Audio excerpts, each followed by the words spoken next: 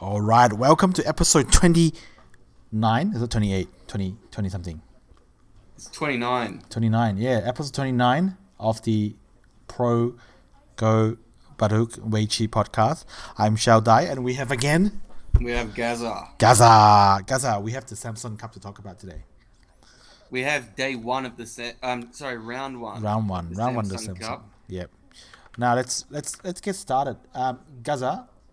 Now this may become a very important piece of news, because I think we did a preview of the Samsung Cup already, including the draw. But we have this guy by the name of Hyojin. I believe this is his first international tournament. I don't even know how old it is, but he might be just a very young player. He says he will win an international title within 5 years, according to an interview he gave in the Korean media. Well, I can answer some of your questions there. Yeah. This is his first international major. Yeah. And he is 18. 18. Wow. Okay. Okay. Wow. That's very interesting. So let's Gaza. Now, before we go into the results of the round one, shall we go through some Samsung Cup trivia and statistics? Sure. Which you've put together. Gaza, let's go through it. So this is the 27th Samsung Cup. Yep, same as the LG Cup. Yes. They both started in 1996. Yep. Okay. Going yearly since then. It's been held yearly. Now I do believe the you said that the tournament structure has undergone a number of changes over the years.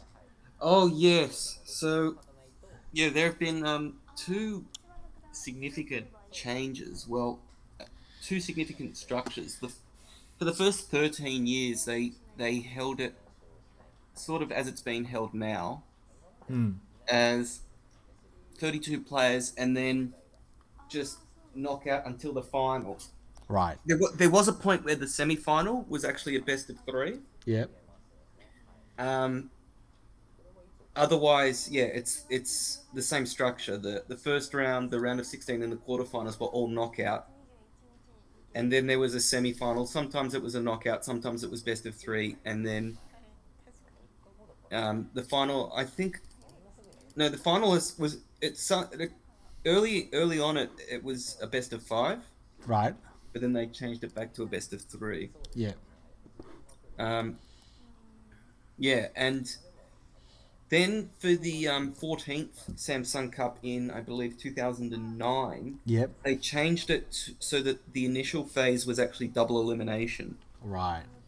And the way that worked was there were still 32 players, and they were split into 8 groups of 4. Yep.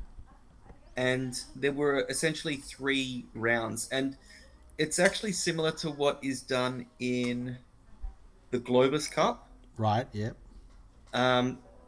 In that in each of these groups, they'll pair off, so there'll be 2 pairs of 2, and then the second phase, the 2 winners will play each other, and the 2 losers will play each other. Yep.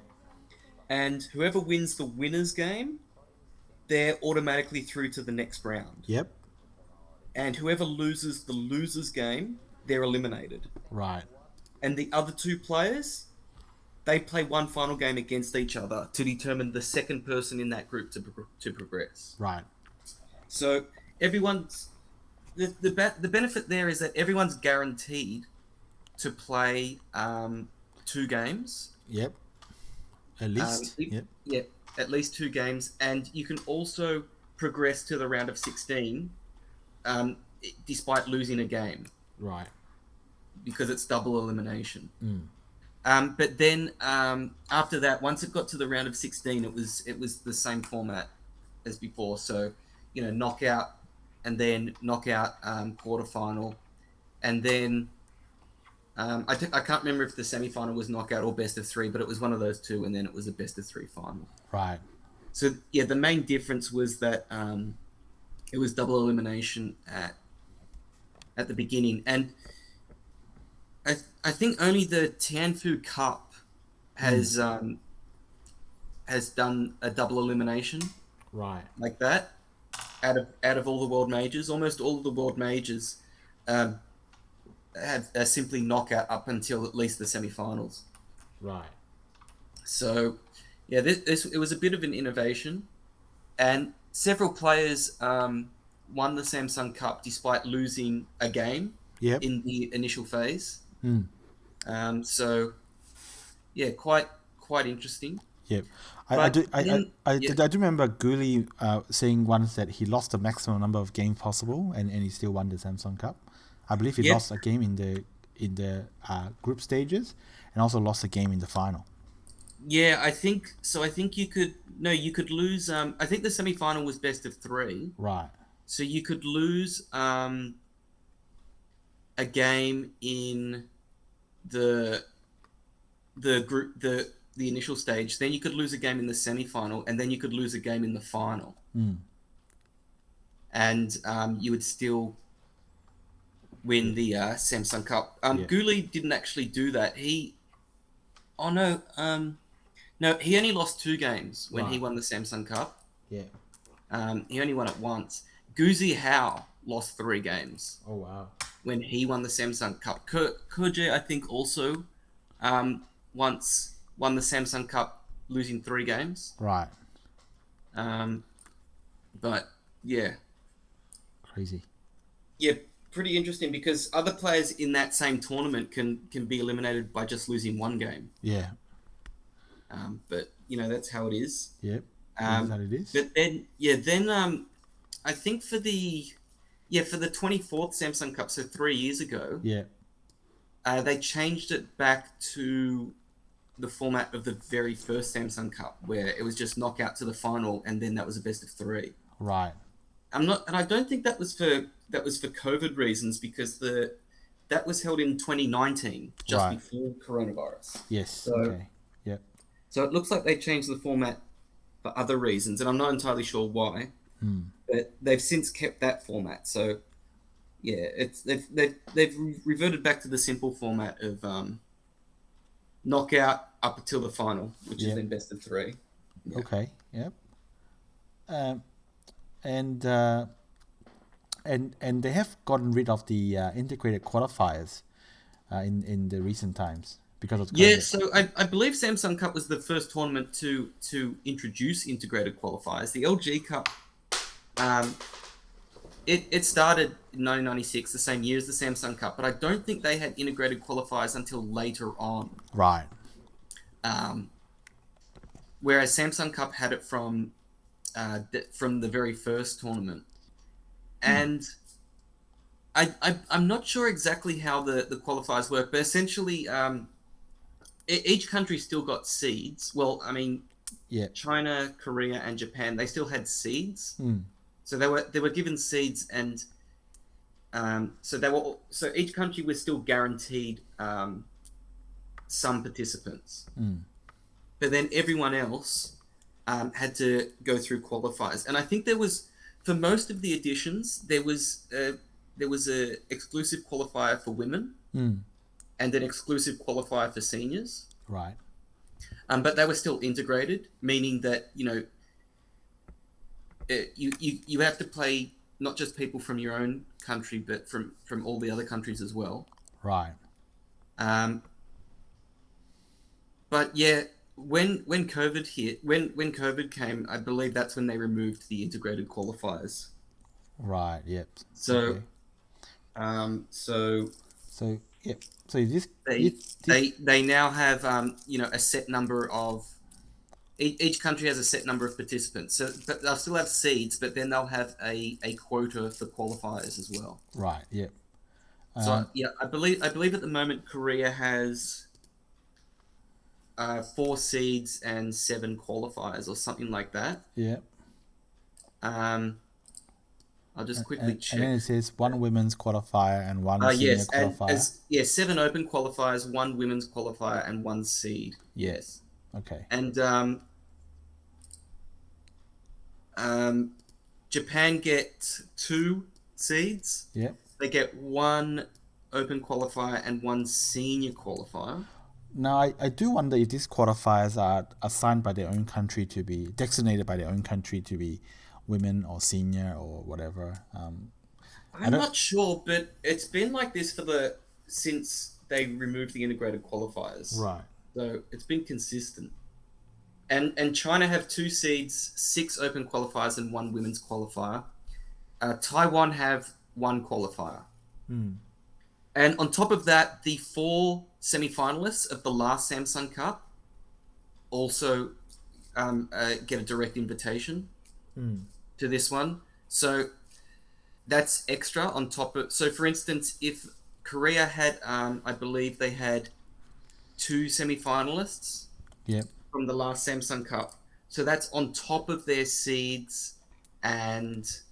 on top of the seeds and the qualifiers that they already have, Shin, Jinseo and Park Junghwan also are participating for Korea. So Korea ended up with, I think, 16 players in this year's Samsung Cup. Yep.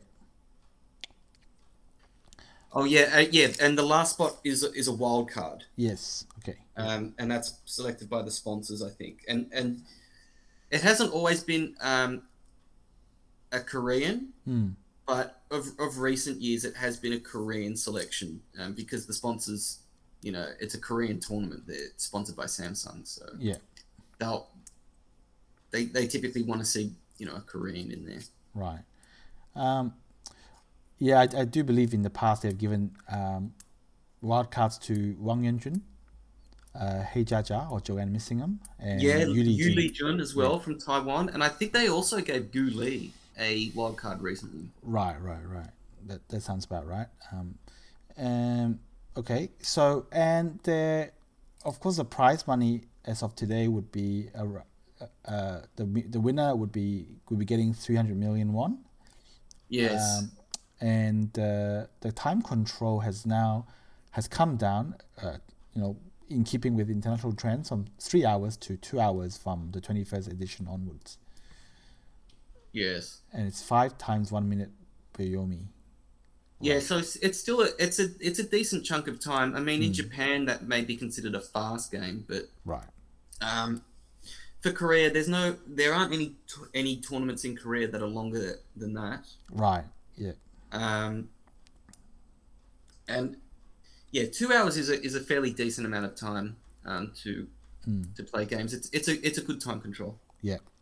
Now, just to honor the past, let's look at some of the previous winners. And there's an interesting fact that I want to mention here. Right. If you look at the previous winners, you'll notice that there have been some people that have won it several times. Yes. You'll see that Lee Changho won it 3 years in a row. Yep. And then soon after that, Cho Hyun won it consecutively. Yep. And then later on there was another player, very famous player, who won it twice in a row. Lee Sedol. Oh, Lee Sedol, and then Ko Jae as well. Now, the LG Cup has also been held 26 times. How many times has someone won that back-to-back? 0. And what I found interesting about that is the LG Cup has typically been 24 players. Right. Whereas the Samsung Cup has always been 32. Right. So Samsung Cup has more players, so you think it would be harder to win that one, consecutively. Right, yeah. Because you've got to win more games. Well, yeah, potentially, yes. Yeah. It's been with the Samsung Cup, it's been done several times, but never with the LG Cup. Right. I wonder if it's got anything to do with the fact that at some point it was double elimination and semi and the final were best of 3. So I guess the more games you play like that, the bigger the chance that a stronger player might make it through. But I just don't know if it covers all of those cases. Because Lee Changho... Well, no, when Lee Changho won it, it was single elimination, I believe, until the final. Right. Which was then best of 5. Yeah.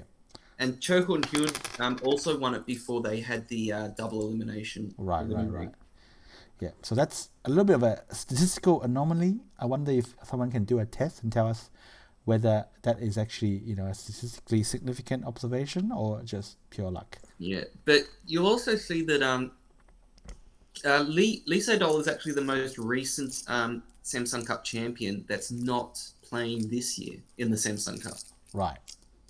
I see. He said he won it in 2012 last time. Yes, and so the last 9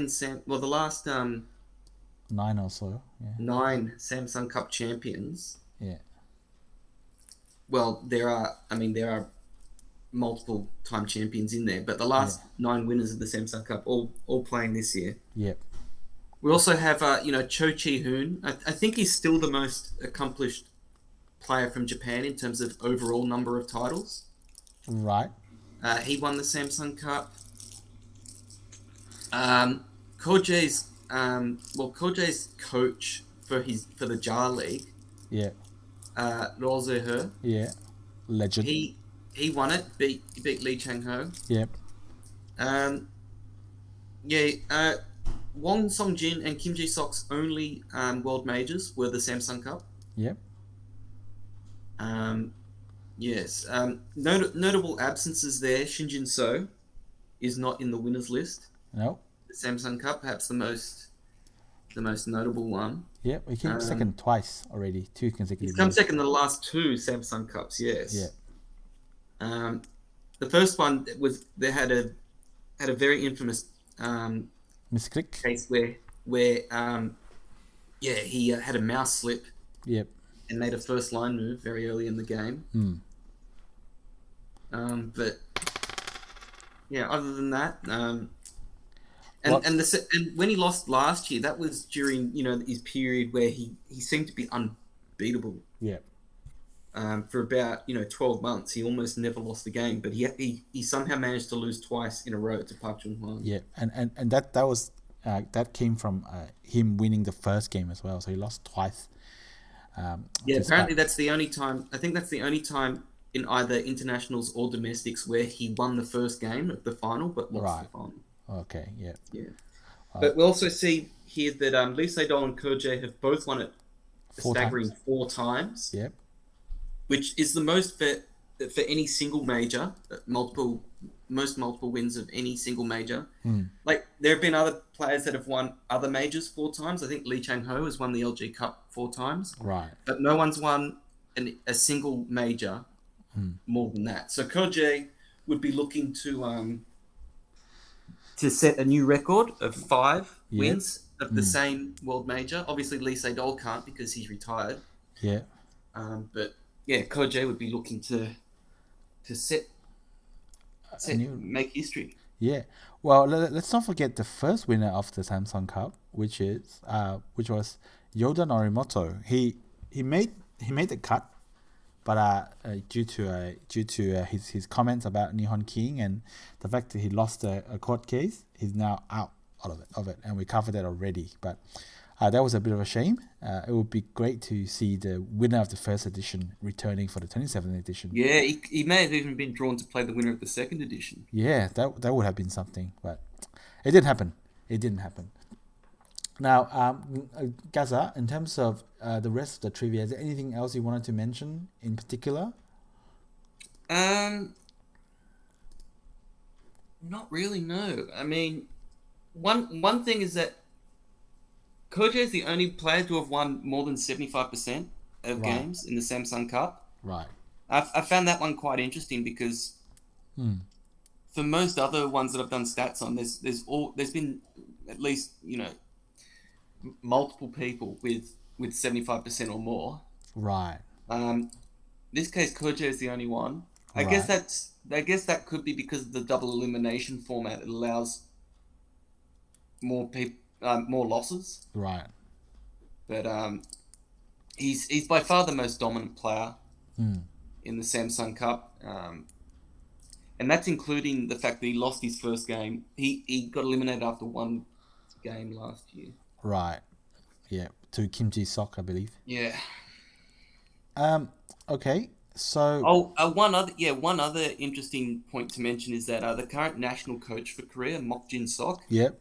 He actually lost his last he lost 8 games in a row in the Samsung Cup. Right. Yeah, his Samsung Cup record is not very good. So No. hopefully, the students of the national team don't emulate his Samsung Cup record. Right. Right. I believe also the Samsung Cup is I'm pretty sure it's had 24 women represent play, Yep. which is I think by far the most in a Right. single major. Yeah. And there is going to be 2 new women in this year's Samsung Cup. There are Right. 4 women in this Samsung Cup. 2 of them have participated before, Right. but 2 of them have not. Right. Yeah. Yeah. It's 4 women participating in a world major record, Gaza. It's not. I believe it is the record for a 32-player major. Right. Or 32 or less. 32 or less, yes. But I believe the M. Lily Cup has had 5. Right. I believe a couple of editions of the M. Lily Cup has had 5 women. That's a 64-player tournament. Right. And there was never a situation where more than 1 woman has made it past round 1 of the Samsung Cup. Or in fact, I don't know. In the Samsung Cup, there's never been more than 1 woman reach the round of 16. Right. Roy Nawe herself has reached the quarterfinals. I think she did that twice, actually. Right. But there hasn't been a Samsung Cup where 2 women or more have made the next round, the round of 16. Yeah. With the record number of women participating in this year's Samsung Cup, let's see if that will happen. Gaza, so I think we've covered enough of the trivia and to give people a sense and a taste of what the Samsung Cup is all about. So let's go into our Samsung Cup results, Gaza. Now, of course, as you mentioned before, Jinseo has lost in the final of the Samsung Cup for twice in a row now, first to Hyojin and then to Park Junghwan. Now, Jinseo had explained that he kind of suffered bad luck in experience when he lost to Hyojin.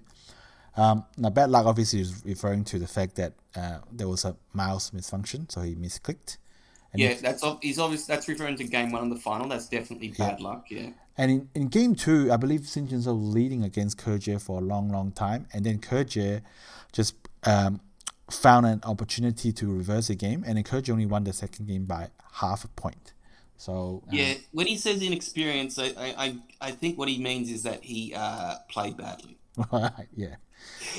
He played great for maybe 90% of the game. Yeah, no, but he lost the game because he wasn't good enough. I think that's what he meant. Yeah, and then in the subsequent year when he lost to Park Junghwan, he said he suffered from wavering psyche. So I'm not sure if that's translated perfectly, but I think what he meant to say was that he played badly. Right. Yes, and he vows to do a comprehensive review of his failures and try to win this time. Well, good. I mean, there's not really much else that he can say. If there's anyone who lets their Baduk do the talking, though, it's Shin Jinseo. He definitely is capable of winning the Samsung Cup without question. Yeah. Now, I guess the question is, will he somehow falter again? Yeah. Now I think he can definitely play mind tricks on you. If you go into a final and you kind of lose it in a bad way to like Hyojin, and then next year you come back, just like I'm so close to winning, but then you just start thinking about you just have thoughts, and then you kind of lose it. You kind of just your play just kind of goes pear shape, and you just can't win it. It's a psychological problem. It's not a technical problem. Yes, those things can happen. Now let's go through the round 1 results. Now round 1 is a round of 32, so there are 16 games, and it's played over 2 days. So let's cover day one of the Samsung Cup. So day one has some really big games. So can we just preface this? Yeah. With how the draw works for the Samsung Cup. Right. So the draw is random with the one caveat that players from the same region are not paired against each other unless it's unavoidable. Yeah. In this case, there were 16 Korean players in the round of 32.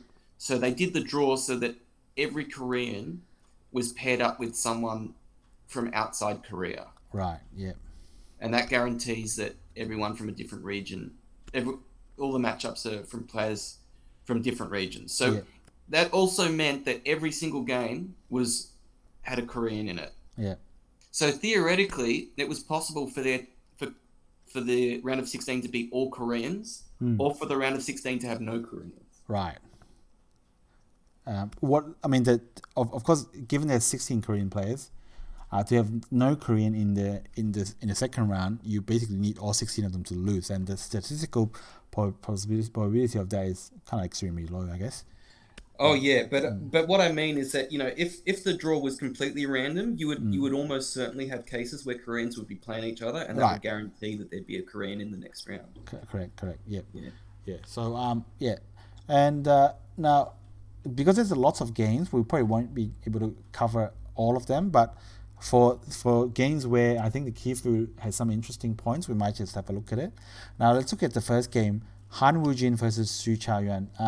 Hsu Chiayuan, of course, is one of the three crows in Japan, and Han Woojin is maybe just an up-and-coming player in Korea. He's considered. Well, one of my Korean friends who knows more about the Korean pro scene than me. Yeah. He calls Han Woojin the super rookie. Super rookie. The Korean super rookie, and he did actually just win the Korean Rookie King title. Right. He is 17, so I think he's the youngest Korean in this field. And this is his first world major. Yep. Whereas Hsu Chiayuan, this is his fourth Samsung Cup, but he's actually yet to win a game. Right. In the Samsung Cup, so yeah, he's on a bit of a bad streak, and was looking to finally win one. Yep.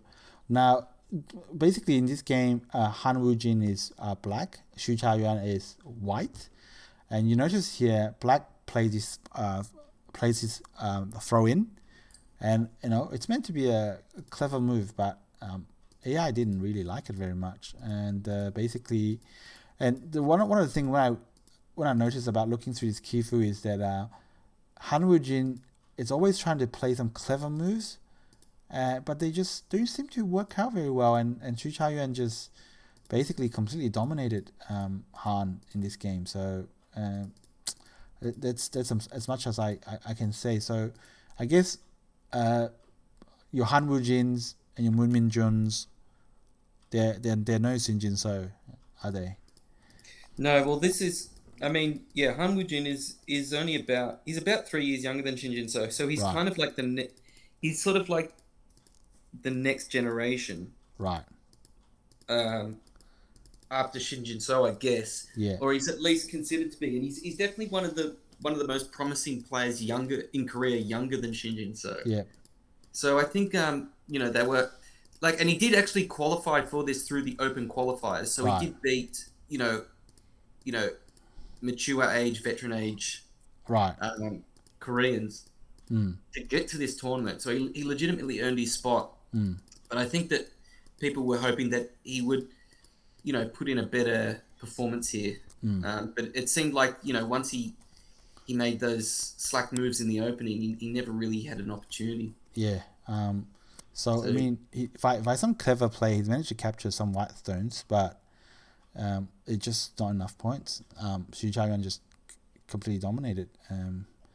So so it looks like that the top Japanese players can definitely beat Korean players that are not ranked near the top of the rankings. So it's a very competitive scene, this international Go.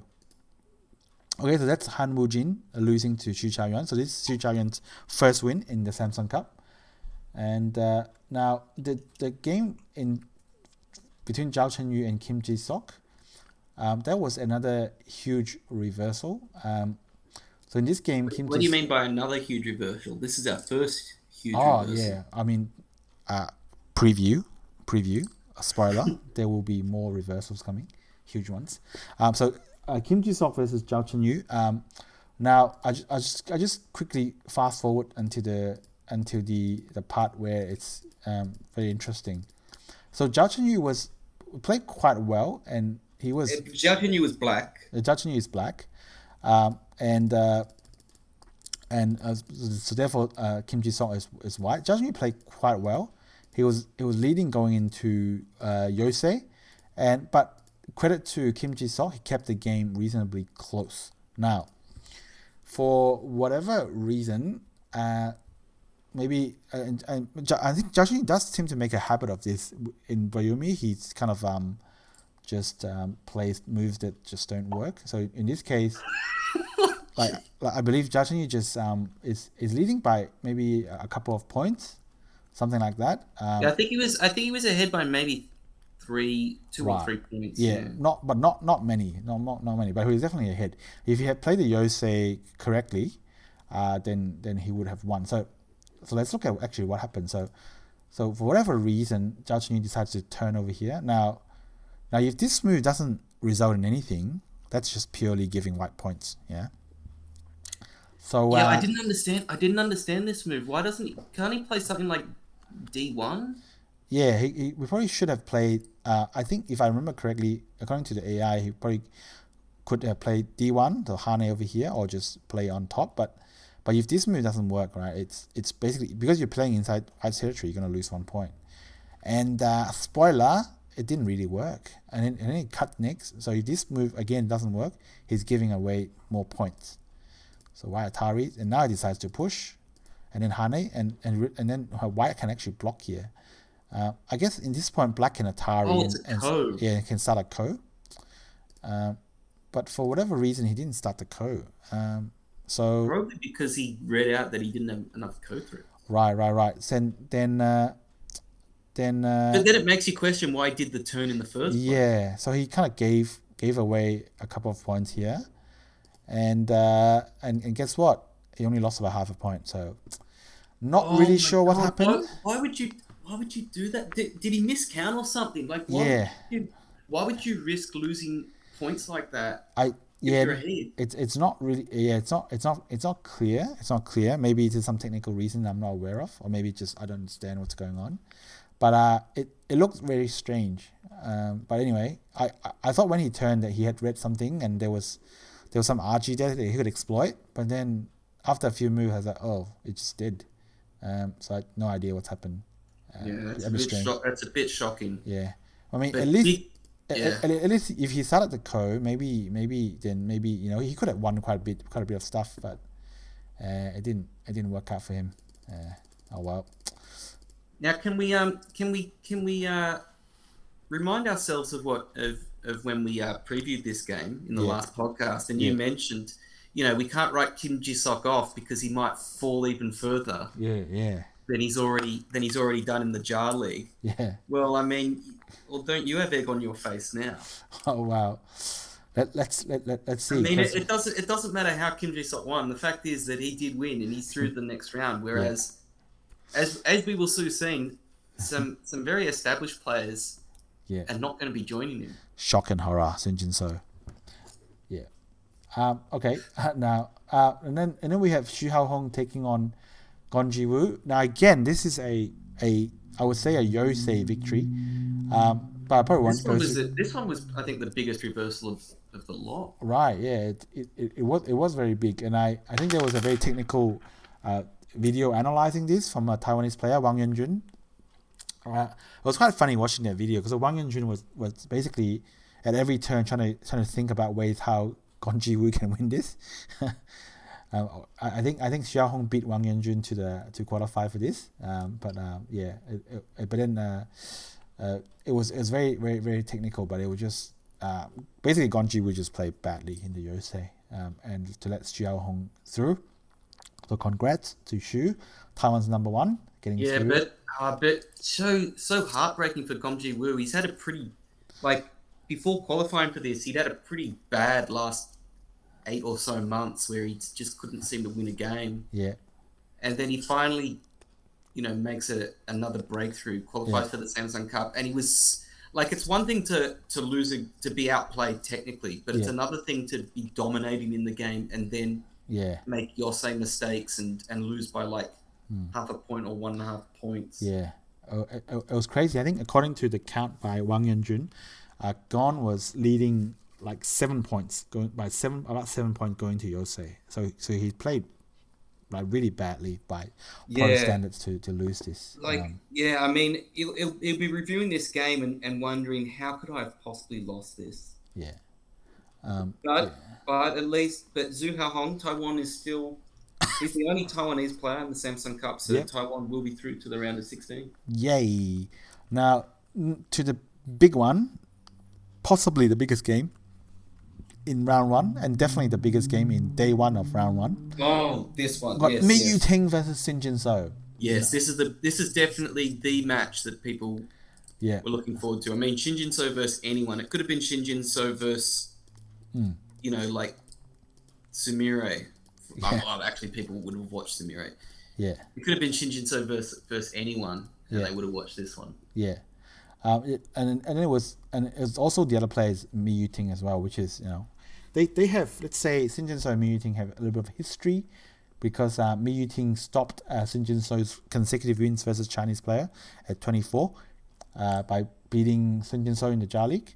But apparently Shin Jinseo still, apart from like the Jar Leagues and other, apart from Jar League, so Shin Jinseo has won, I believe something like 22 games straight versus Chinese players in the international tournaments. So that's excluding the competitions like Jar League.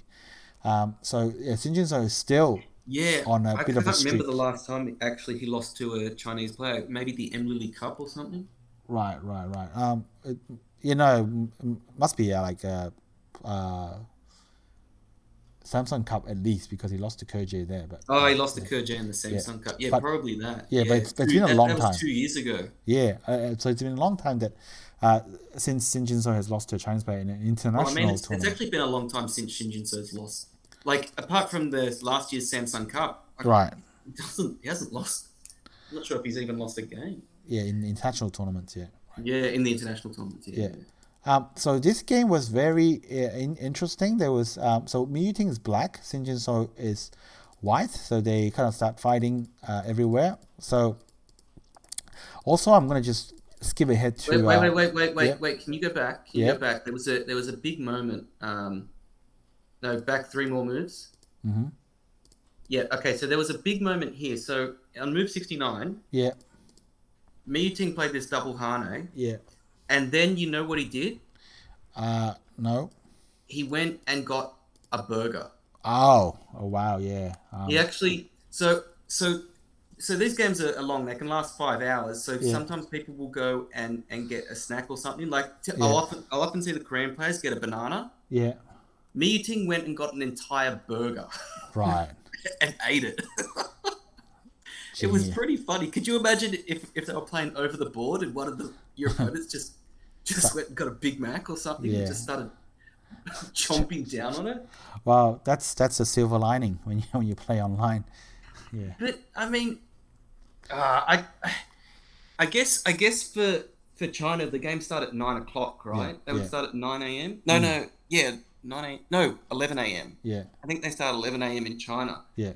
I would say just change your eating habits. Have something to eat at 10 a.m. Right.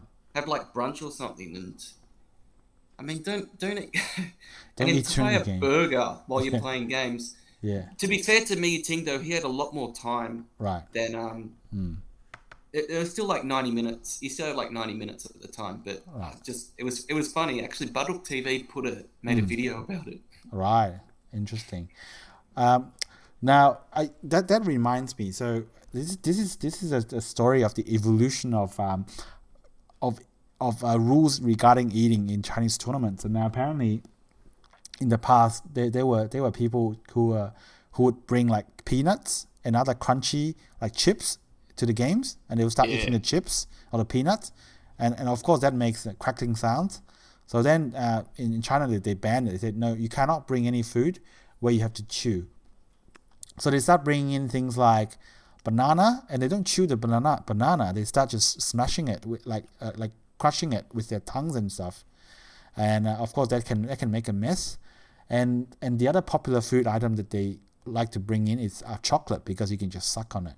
But any food that requires chewing, you're basically not allowed to eat it during games now in China. So yeah, but I guess they make an exception when you're playing online, when you can't affect the other opponent. So yeah, oh well. Okay, so apart from that big moment, the Big Mac moment, so let's kind of skip ahead. I think to be fair to Yuting, when he made the supposed mistake, even the pro commentator, they couldn't tell it was a mistake. So now, firstly, this Jinseo move is just like crazy. That's a very, very aggressive move there. Yeah, apparently this move works pretty well, but apparently Jinseo didn't play it optimally. No, I mean, I think his intentions. Yeah. We'll see what he tried to do with that stone later on. Yeah, so he tried to live in the corner with that stone. He tried to make a little group there. Yeah, but I guess the issue, of course, is that this white group also isn't alive. So this is started a very intense fight. So now, as you can imagine, so black can kind of push through at any point and threaten this white group and might even die. But before doing that, white decides to play over here. Okay, so black says. Now, some pro, I believe Joe Young was saying, one way for black to play is just to connect up these two black groups, but that didn't happen. So I think Yuting decided to go to kill the corner, and Jinseo managed to kind of connect his groups together and threaten this black group. Now, apparently this was a fatal mistake by Yuting, so pulling this one back. Now, to be fair to Yuting, when I was watching the stream from Tenyuan TV, it was commentated by Wang Haoyang. And when Wang Haoyang saw this move, he was like, oh, okay, so yeah, there's no chance that Jinseo will respond to this. So he said, because if Jinseo responds to this, then black can cut, and that can cause some issues for white.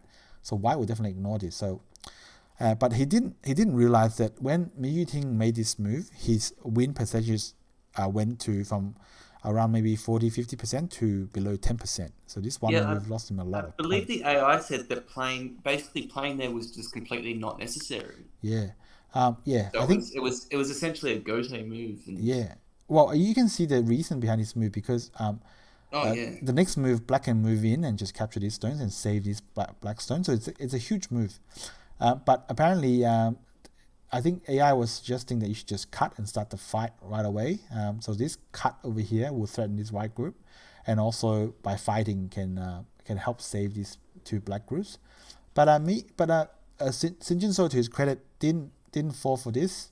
He played the AI move, which is to connect. Now this move is really strong, because apparently after this connection, if black tries to connect back, then of course white can also connect his group back. And then black just simply don't have enough points. So connecting back the two black groups together basically is not an option. And also I think white can spend some moves to save these stones, part of these stones over here. So then black just wouldn't have enough points at all. So, and this is, again, as I mentioned, this is the AI recommended move. But anyway, Yuting follows through on his plan, which is to threaten to capture this. And what ended up happening was, after this jump, apparently Jinseo's reading was so accurate that he knew that this black group, either one of these black groups will die. And so Yuting tried his best to make this black group live, but it just didn't work. So I guess he's trying to settle a capturing race between this black group and this white group, but just not enough liberty there for black. So I think by this point, Yuting's basically already lost. But it just stemmed from one little mistake. And this mistake, to be fair, some pros didn't realize how big of a mistake it was. Zhou Ruiyang in his stream realized, but Wang Haoyang during his commentary on TV didn't. So it's a very, very difficult thing to spot, I think. But anyway, Yuting just ended up losing the group and basically just doesn't have enough points now, even though he kind of penetrated through this area. And so that was probably the biggest game of the round. Yeah, I have a couple of comments here. You mentioned Zhou Ruiyang, and it's interesting that you mentioned that because Zhou Ruiyang actually shared a record with Shin Jinseo in the Samsung Cup. Both of them had before this tournament played in 6 Samsung Cups. Right. And they'd won a game in every time they appeared. Right. And that's actually a record. That's the most Samsung Cups that someone's appeared in without ever going home winless. Okay, right. And in fact, both of them won 2 games every time they appeared. Right. But now this is Shin Jinseo's 7th Samsung Cup, and now that he's won this one, he set a new record for most Samsung Cups without ever going winless. Right. So basically, congrats to Shin Jinseo. Yeah, and one other thing I wanted to mention is that typically when I watch Shin Jinseo play, he typically plays faster than his opponent. Right. And he'll often get his opponent into Byoyomi. Right. And if he's behind, he'll very regularly reverse the game in Byoyomi. Yep. In this game, he was much more behind on his time. He was much more patient. Well, Right. I'm not sure patient, just slower. Right. Particularly slower than Yuting. He got into Byoyomi a lot earlier than Yuting. It was still fairly late in the game, but I noticed that I don't even know if Yuting got into Byoyomi at all. No, I believe by the end, by the time he resigned, he still had 6 minutes left or something. Yeah. Yes. Of Whereas main Shin Jinseo, he still had 4 Byoyomi periods left, I think. Yeah. But I found that quite interesting. It was obvious that Shin Jinseo is extremely focused for this tournament. He probably wants to win this more than anything else, except maybe the Asian Games. Right. Yeah. Because of it's a huge international major, and because he's gotten so close. Yeah. Before, but I think I definitely think he he was really, really focused in this game, spending extra time reading and making sure that he crossed all his T's, dotted all his I's. Yeah. Once he got into Byoyomi. Yeah. Now, I can't recall if I talked about Shin Jinseo's preparation for his games. Now, apparently, you know how Shin Jinseo has done quite well in the Nongshim Cup. He's won, in last year's Nongshim Cup, he's won 5 games in a row. And this year he won 4 games, and last year he won 5. Yeah. Right. Yes. So collectively he's won 9 games. Now apparently before he plays in the Nongshim Cup, he would go into the mountains with his father, and they would literally just spend time by himself there, and 100% focus on preparing for the games. He's no outside contact. No nothing from the outside. Just no himself. Girlfriends. Yeah, no. Well, we don't know that, but just him and his father, and just prepare and nothing. Focus on nothing else. So seems to be working. Yeah, I mean, definitely it's worked for Shin Jinseo. So perhaps given that he's got a bit of time on his hands, that might be something that he's done as well. So not sure, but. He takes his preparation seriously, like you should. Okay, so that's unfortunately is not a Yuting's good day. He was neck and neck until that one mistake, which some pros didn't realize was a mistake until they looked at AI. So you can't say that Yuting played badly, but it just Shin Jinseo was too clinical. Mm-hmm. Yep. Now, Yang Dingxin versus Shin Minjun. That's another big one. Yes, two former LG Cup champions. Former LG Cup champions. So in this game, Shin Minjun is white, Yang Dingxin is black. Now, so let's just fast forward to this. No, I have not shown the wrong Kifu. This is not Pyeongchang versus Jinseo in the Kuksu Mountains Cup. This is literally Yang Dingxin versus Shin Minjun. Shin Minjun is white, and you can notice his dumpling here. It should remind you of Pyeongchang game versus Shin Jinseo in the Kuksu Mountains Cup. Was it a Kuksu Mountains Cup or was it the Minjun final? No, I think it was the GS Caltex Cup. GS Caltex Cup final, yes, one of them. But I think it's a similar Joseki, and for whatever reason, Shin Minjun kind of just made the wrong choice and got himself into a dumpling, and it actually gets worse. Now after this, his only way of saving this group was via Ko.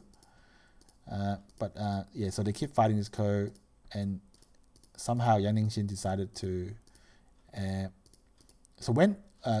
Apparently this move was just too slow. It can capture these 3 black stones, but it's just not big enough. So Yang Dingxin finished off the Ko, and look, this whole dumpling. Not only was it a dumpling, it was also captured. So I do believe that after this, there was not much chance. Even though Shin Minjun tries to play really aggressive here and attack Yang Dingxin's group, but it just didn't really work out for Shin Minjun in the end. So Yang Dingxin's played almost perfectly and saved all his groups, and didn't really leave Shin Minjun with too much of a chance. So after the dumpling, that's a bit embarrassing for Shin Minjun, especially since that position's been virtually played before by the top 2 Korean players. Yeah. So we should have been familiar with that. Yeah, I think the situation. I think the setup was a little bit different, but very very very similar. But but I think before he made a dumpling, he was actually leading like 90% or something. So he did something right, but he couldn't, for some reason, couldn't prevent this dumpling, and lost the game. So great game for Yang Dingxin, and unfortunately for Shin Minjun, another exit. First round exit as well. So and then we got Lee Changho versus Tan Xiao. So 2 former Chunlan Cup champions. Yep. Lee Changho, of course, the legend, but well past his prime, I guess. And Tan Xiao, and as expected, Tan Xiao didn't have too much trouble beating Lee Changho. No, this was actually the first game to finish. This is the first Samsung Cup, the first game of this year's Samsung Cup to finish. Yeah. Probably not going to go through the Kifu. I don't remember anything too remarkable about this game, except I just remember thinking that Tan Xiao is just such an annoying player. Just the way he plays is really annoying. He'll just chip away at you and then trap you into making some moves, and then once you make the move, he realizes that he's already read it through, and he's not, and he's like he's got a way out of it. So it was very. I mean, to be honest, that sounds like Lee Chang-ho at his peak. Yeah, it's just very annoying to play with. Must be very frustrating for Lee Chang-ho while I was playing it. Okay, and then we have Tang Weixing playing Ohseong. It says it was a big reversal, but I really don't remember much about the Kifu. I don't think it wasn't a big reversal. Right. I think you've got that one wrong. Okay, might be a glitch in the program or something. But anyway, yeah, that might be a glitch. Tang Weixing was never significantly behind. Right. I think he did quite well there. And yeah, then it was just a solid win by the 2-time Samsung Cup champion. Yeah. And then we got another one that I looked forward to: Yujin versus Ichiriki Ryo. I think Yujin was maybe leading in some parts, but it was too close to call. It was at best 70-30. Also, nothing much I remember about this Kifu. I think it was just that Ichiriki Ryo just outplayed. There's no, just as simple as that. It's not. I think just experience. Yeah. Helped Ichiriki in this one. Yeah. So it ended up. I just remember a bunch of black stones just died within there, and I think that's just enough for white to win this. And white being Ichiriki, of course, just not enough points. So congrats to Ichiriki for making it through to the second round. And that actually means both Japanese players won their games on day one. That is. Yeah, Ichiriki and Hsu Chiayuan both won. That was a pretty good result. So let's quickly look at some picks. Yeah. While we look at the picks, I just want to mention so as we said, every single game has a Korean in it. So all 8 games had Koreans. Only 2 Koreans won on day one. Right. Shin Jinseo and Kim Jiseok. Yeah. That's a bit of a surprise. Yeah, it's a bit of a worrying situation. I mean, to be fair, you could say that most of these Korean players were the underdog in their matches, but the other thing is that they won their qualifying games. They're they should be in good form. Yeah. But yet they still couldn't. For 6 of them, they couldn't win their game. Yeah. Well, that's a bit. And that could be a worrying sign for Korean. The near future, the close future of Korean Baduk. Right. Yeah. Maybe they need to. Yeah, but let's see. They've still got 8 more players on day 2, so maybe they can get a few more wins on day 2. Yeah. So let's hope so. So now day 2 has just finished a couple of hours ago, not long ago, and now so day 2 we have some big names playing. So we got Kyoje versus Park Junghwan, and of course that was the one that I followed. Yeah. I think it's just insane to have the 2 winners of the last 2 winners of the Samsung Cup playing each other, and because Shin Jinseo was the finalist in the last 2 Samsung Cups, that means that one of the people that beat Shin Jinseo will not be facing. Shin Jinseo won't have to face them later on in the tournament because they'll lose in the first round. Yeah. This is quite crazy, and Kyoje is black in this game. Park Junghwan is white. So I mean they just fight it out a bit normal, and then for whatever reason, Kyoje decides to move this 1 stone inside white's moyo, and I guess for whatever reason Kyoje decided to make this group very heavy as well. So now you have 4 stones attacked by a bunch of white stones, no eyes, and I mean, even by this point, even when he made his knight's move, obviously there's like even 2 ways to cut this 2 in, and just I think Park Junghwan just chose one way, and then Park Junghwan is making territory on the 5th line, so I think by this point AI is already favoring Park Junghwan. Yeah, because now those 2 stones on the right, they are most likely dead, but there is some RG there. Yes. It can create some, like white can kill it if white wants to, but black can make it annoying. Yeah. And all, like it could at worst it can create co-threats. Yes. It's a bit So I mean they're dead, but there's definitely RG, but I still not a big fan of the fact. I have to say, move 53. Yeah.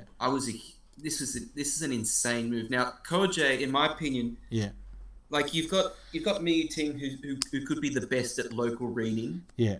You've got Shin Jinseo who maybe is like the best at calculated attacking. Yeah. Kyoje, in my opinion, is the king of tanukis. Right. And he'd already made a lot of tanukis in this game. Yeah. But this move here, after creating the mess that he did in the bottom right, to then just ignore it and tanuki here, I thought this is mind blowing. And I checked with the AI. Yeah. And the AI actually says this is the best move. Right. Crazy. Don't you, aren't you, don't you find that really impressive? Yeah. Like, Yeah. yeah, in my opinion, Tanuki is, well, I mean, fighting, I find everything difficult in Go, to be honest. I mean, Yeah. fighting is hard, but at least there's sort of a method to the madness. Yeah. With Tanukis, I mean, you're really looking for the biggest point on the board. Yeah. And there's just so many possibilities, and for Koje to find what AI says is the perfect move, Yeah. quite impressive. Yeah, crazy. Now, obviously, the main problem is, of course, this black group, which is really heavy here, and it's not even alive. I'm not really sure if White wanted to, can White just kill it? I'm not really sure, because it does look really dangerous. Like, for example, White pulls back here. I don't know if White can kill it. I think White would have to White would probably want to cap first at 07. Yeah. And then... Or maybe N7, something like that. Yeah. M7 maybe... N7, something, yeah. Maybe there's a push and cut kind of thing, but yeah.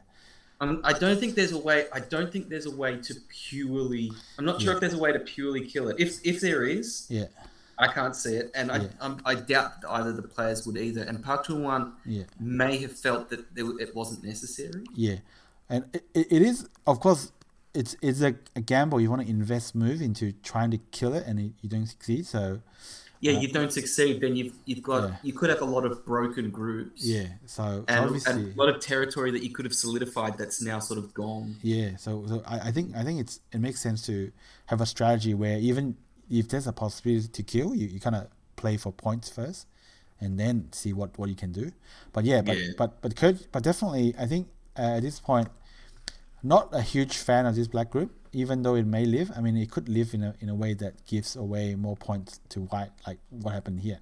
But anyway, so Koje starts just attacking this group now, and when it got to this kind of fighting, and this cut is just so painful because obviously Park Junghwan is making Koje choose which way you want me to Atari. So Koje ended up choosing to let Park Junghwan Atari on the outside, and actually I thought. At this point, I thought Koje wasn't doing so bad because he's got some cash over here, but apparently AI says that he's almost 10 points behind. So, and I thought it was playable because I think he was still at 10%, something like that. Yeah, White does have some co-threats on the left though. Like he's got RG in the same way that Black's got RG on the lower right. Right. Yeah, that's right. And I think that RG has been exploited later on as well. But I didn't feel that Koje was definitely going to lose because reversing the game at 10% is quite common, but I guess it just wasn't Koje's day. I think Park Junghwan just played flawlessly, and I think Park Junghwan played flawlessly. I'm not sure if he made a single, like he made suboptimal moves, but I don't think he made like anything you would call a genuine mistake. Yeah, and I think apparently once White cut around here, there's some crazy RG here where Black, you could actually see Black losing the group if not careful. So Koje, that's why Black had moved 115. He had to take that one stone. Just looks terrible. I mean, the thing is, like Black wins the capturing race. But I mean it's kind of a bit embarrassing to have to do that.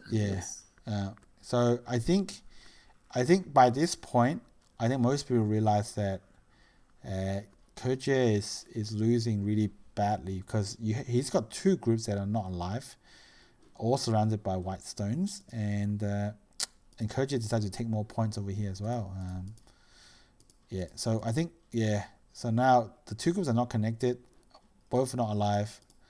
The Koje activates some RG in the corner and try to threaten some of this white group, but I guess it doesn't really work.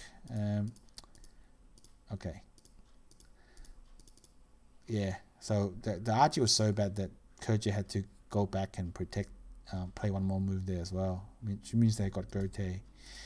And I guess this bottom black group is going to live, but I guess now basically the commentary was saying Koje basically had to live with this bunch of black stones here, or he will lose. And the commentary basically says, on Fox anyway, it says he can only live in his dreams. So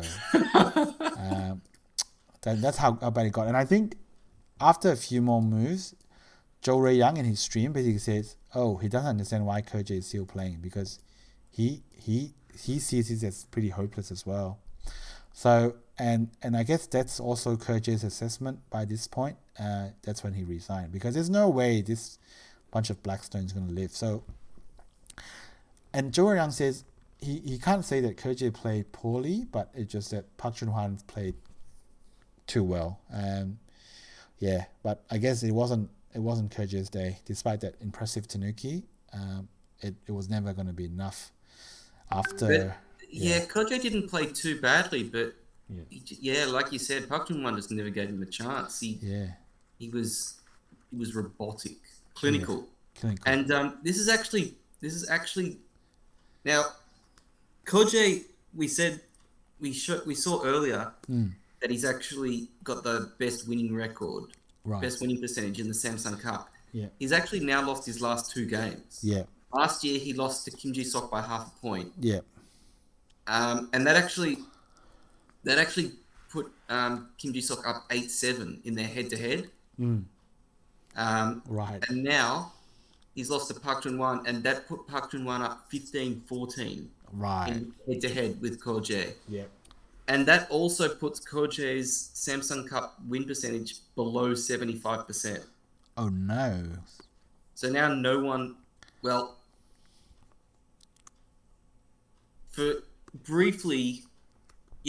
one apart from maybe some of the debutants in this year's Samsung Cup have a winning percentage above 75%. So that's basically too bad. So and by the way, when was the last time Ke won World Major? 2020. So that's the Samsung Cup. So it's Samsung actually Cup. going to be more than 2. It's now going to be more than, because there's not another World Major until the Chuzhou Lanka or whatever. The LG Cup. So it's going to be more than 2 years since he's last won a major. That's pretty crazy. And I think before 2020, Ke has won a major at least once a year. No, he did. He did from his very first major, the Bailing Cup. To his last major, he won every calendar year. And now it looks like he's going to go 2 full calendar years. Without winning one. And now that I remember you mentioned that he'd in China, the seeds are assigned on some sort of point accumulation system. Right, that's right. That's based on success in international tournaments. So my question is, because he already did not get a seed for the Chuzhou Lanka tournament. He had to get a wild card. So then my thought is, what's going to happen, next year's Samsung Cup, next year's LG Cup, if he doesn't do well, say, in the world majors that he's still in? Will he have to start actually qualifying for world majors again? Shock horror, he might have to, unless of course the sponsor decides to give him the wild card, like in the Chuzhou Lanka Cup. I'm wondering. I can imagine the Chuzhou Lanka Cup and the Chunlan Cup would give him sponsors. Because they're Chinese sponsors. But the LG Cup, and the Samsung Cup, I'm not so sure about those ones. I'm not really sure, but I do imagine the sponsors, if they can, would give it to him, just so that they can, imagine giving to him, but he still loses. Big publicity. I'm not sure. Well, to be honest, the wildcards typically don't win. Don't win. Except Cho Chi-kun, of course. Except Cho Chi-hoon, who actually... so that was one other thing that I mentioned that was in the trivia that we didn't mention. Cho Chi-hoon actually was the wild card when he won the Samsung Cup. That's right. Which is pretty insane. He didn't qualify it, but he still won it. Insane. That's legend. That's why it's a legend. Okay, so that's Ke versus Park Junghwan. So number 1 in China losing. Now, what about number 2 in China, Lee Xuanhao? He plays Kim Myounghoon. So I guess most people will be favoring Lee Xuanhao in this one. Oh, absolutely. I mean, Yeah. Kim Myounghoon had a very strong maybe first 4 months of Yep. 2022. Mm. And later on, he even beat Shin Jinseo in the Weiqi Construction Cup. And I believe he was he was actually so dominant in that period that he got a direct spot on Yeah. the Asian Games team. Right. I think it was like some kind of national team selection policy kind of thing. Yeah, and he may have also got a direct spot in the LG Cup or maybe the Chunlan Cup, one of those. Yep. But yeah, to get a direct spot on the Asian Games team is pretty insane considering how lucrative that is. So he was obviously, doing very, very well. And in the last 3 or 4 months, we haven't heard much from him. Yep. Well, at least I haven't. So it's been a little bit quiet. And he did. I recall he did. I think he lost to Koje in the LG Cup. Or maybe it was the Chunlan Cup, one Cup? of those. Yep, Chunlan Yeah, Cup. earlier this year. He was winning against Koje, but I think he spent too much time and ended up losing in Byoyomi. Yep, we lost in Yosei. Yep. Yeah, and he's also had a pretty not so good JAR league. Yep. So, yeah, and whereas Lee Junhao has had an even better 2022, perhaps the most successful Chinese player this year. And by some metrics, it's even, he's even considered the number one player in Korea, not by the official Korean rankings or by Go ratings, but other people's ratings have put him up there. Yeah. So I mean, Lee Chuan obviously is in hot form, but so people were really looking forward to his performances in this one. But and so in this game, Lee Xuanhao is black, Kim Myounghoon is white, and I believe Lee Xuanhao led for most of the game until somewhere around here, and something interesting has happened with the dragon. So notice this black dragon over here is actually not alive. So Kim Myounghoon have played quite well. He put a lot of pressure on Lee Xuanhao. For whatever reason, Lee Xuanhao was in Byoyomi or whatever reason, he's kind of lost control. And this black group is in danger of dying, but Lee Xuanhao tried his best to try and make 2 eyes. So you see here, tries to make an eye here. Kim Myounghoon says no. He tries to make an eye here. So Kim Myounghoon just pushed through. And so, okay, by this time, I believe black is kind of alive. But he has to make an extra move, which allowed white to take this stone here. And by this point, he's behind. I think his 2 eyes were, I think there's Gote eye here. And maybe if you harness, and if white can't play here, there's another Gote eye. So yeah. So I think it's alive. But what's happened was, after, apparently this move actually can kill this group. But what? Yeah, it's a super crazy life and death problem. So I remember watching Wang Haoyang's stream, and he was like, okay. But then Lee Chuanhao has no time to. Wait, can't Lee Junhao play at B3 if you put in the the chord B3. B3. Yeah, fly in there.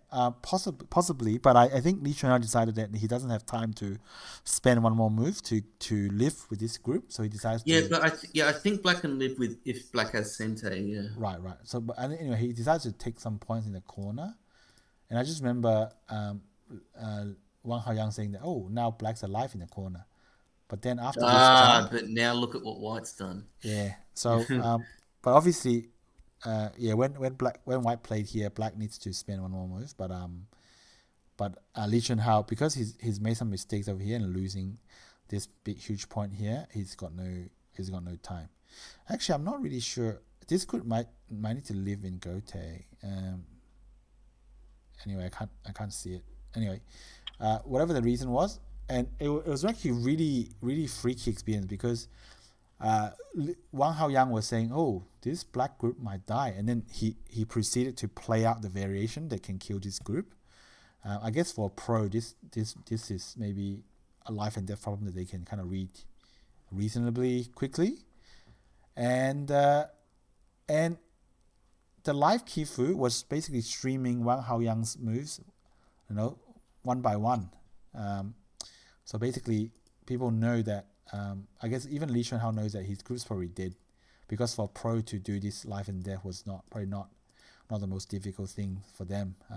But so ended up Lee Xuanhao ended up resigning here because his whole black group's dead. But it probably would make a very interesting life and death exercise. But it's gone. So Lee Xuanhao ended up losing this. So huge upset. So China's number 1 and number 2 player both gone. And Korea already in 2 games have matched their win total from day 1. Yeah, and can they do even better? So let's find out. Now let's go through some of the results. Now we have Fan Tingyu versus Kang Dongyun. Now, so this was a bit of a revenge match because Kang Dongyun had just recently knocked Fan Tingyu out of the Nongshim Cup. Correct. And of course, Gaza, would you say there's a pattern to their games in terms of their win, who wins in terms of their head-to-head? So I did a little bit of research. So head-to-head is Kang Dongyun is ahead 3-2. Yeah. But it always, like chronologically, it always alternated. Kang Dongyun won, and then Fan Tingyu won, then Kang Dongyun, then Fan Tingyu, and then Kang Dongyun won the most recent one. So neither of them had won twice in a row. So if the pattern was to happen again, it would be Fan Tingyu to win this one. Right. And I just noticed the opening looks remarkably similar to the Koje Park Junghwan game a little bit. Yeah, it's got this Hane thing in the corner kind of thing. And I think by this point, I wasn't a big fan of Black. I think even though Black's got 2 corners. Well, Black is a big fan though. Oh yeah, well, is a big fan of Kang Kong as well. Kang Kong obviously is a vegetable, but anyway. It's basically White's got 2 corners, Black got 2 corners. So maybe similar. Maybe White's corners are even a bit bigger. But then there's 2 Black groups that are probably not doing very much, and they are kind of one of them is inside White's Moyo as well. But AI says that it's fine. But whatever it is, I guess you can just watch and enjoy how Fan Tingyu just makes all his groups alive and runs away, and it's just pretty crazy to watch. Fan Tingyu just really good at doing that. So he's creating another group over here. It's not fully alive, but he just seems to so effortlessly just make his groups alive, and oftentimes he will start a counter attack as well, which is kind of nuts. But anyway, so this is not the best part of the story. The best part of the story kind of happens somewhere around here. So for whatever reason, Kang Dongyun decides to do what Fan Tingyu does to him and kind of just try to make a group inside Black's territory and try to live. Mm-hmm. But it just didn't work out for Kang this round, because now after this move, White's got no base, no eyes, and so Fan Tingyu decides to take some points in the corner. Not too bad. And now for whatever reason, Kang Dongyun says, actually, I'm going to start running again. And it doesn't look like White will die, because there's some kind of connection here. But let's see what happens. So Fan Tingyu pips, and apparently now it's very hard for White to connect back just in 2 simple moves. So whatever connection there was probably no longer exists. But I think if White White may have had to start moving towards the corner and trying to create some RG there or some complications there. Right. It's not. Well, anyway, it's not easy. It's not obvious. Easy. But anyway, I guess Kang Dongyun tries to make the best of this situation. I guess you can kind of see. Maybe there's a way to connect, maybe. But Fan Tingyu says nope, and just disconnected him. So he says, maybe I can connect back over here. And then Fan Tingyu goes, maybe, but you have to lose the tail. And then he goes, nah, I'm going to counter attack. And Fan Tingyu attack Ataris. And that's when Kang Dongyun resigned, because I guess it's quite crazy that from having looking like there's routes to escape to suddenly no routes to escape, and this group's just dead. Yeah, yeah. It's just crazy. It's the one thing that the type of thing that I fear. Yeah, All of a sudden, yeah, just a group dead. yeah. It's yeah, it's just crazy. It's this one.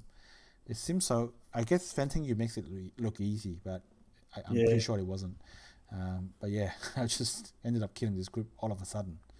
Uh, so that's a fan's revenge, and the pattern is continuing to be confirmed. Uh, yeah. yeah. Now another big one: Gun Hyojin versus Nakamura Sumire. Now this was a Huge one. huge one. Because Gion, he mentioned that he wants to be he will win an international title in 5 years. So Kwon Ho-jin, he's one of the other young players Yeah, playing for Korea in this one, yeah, and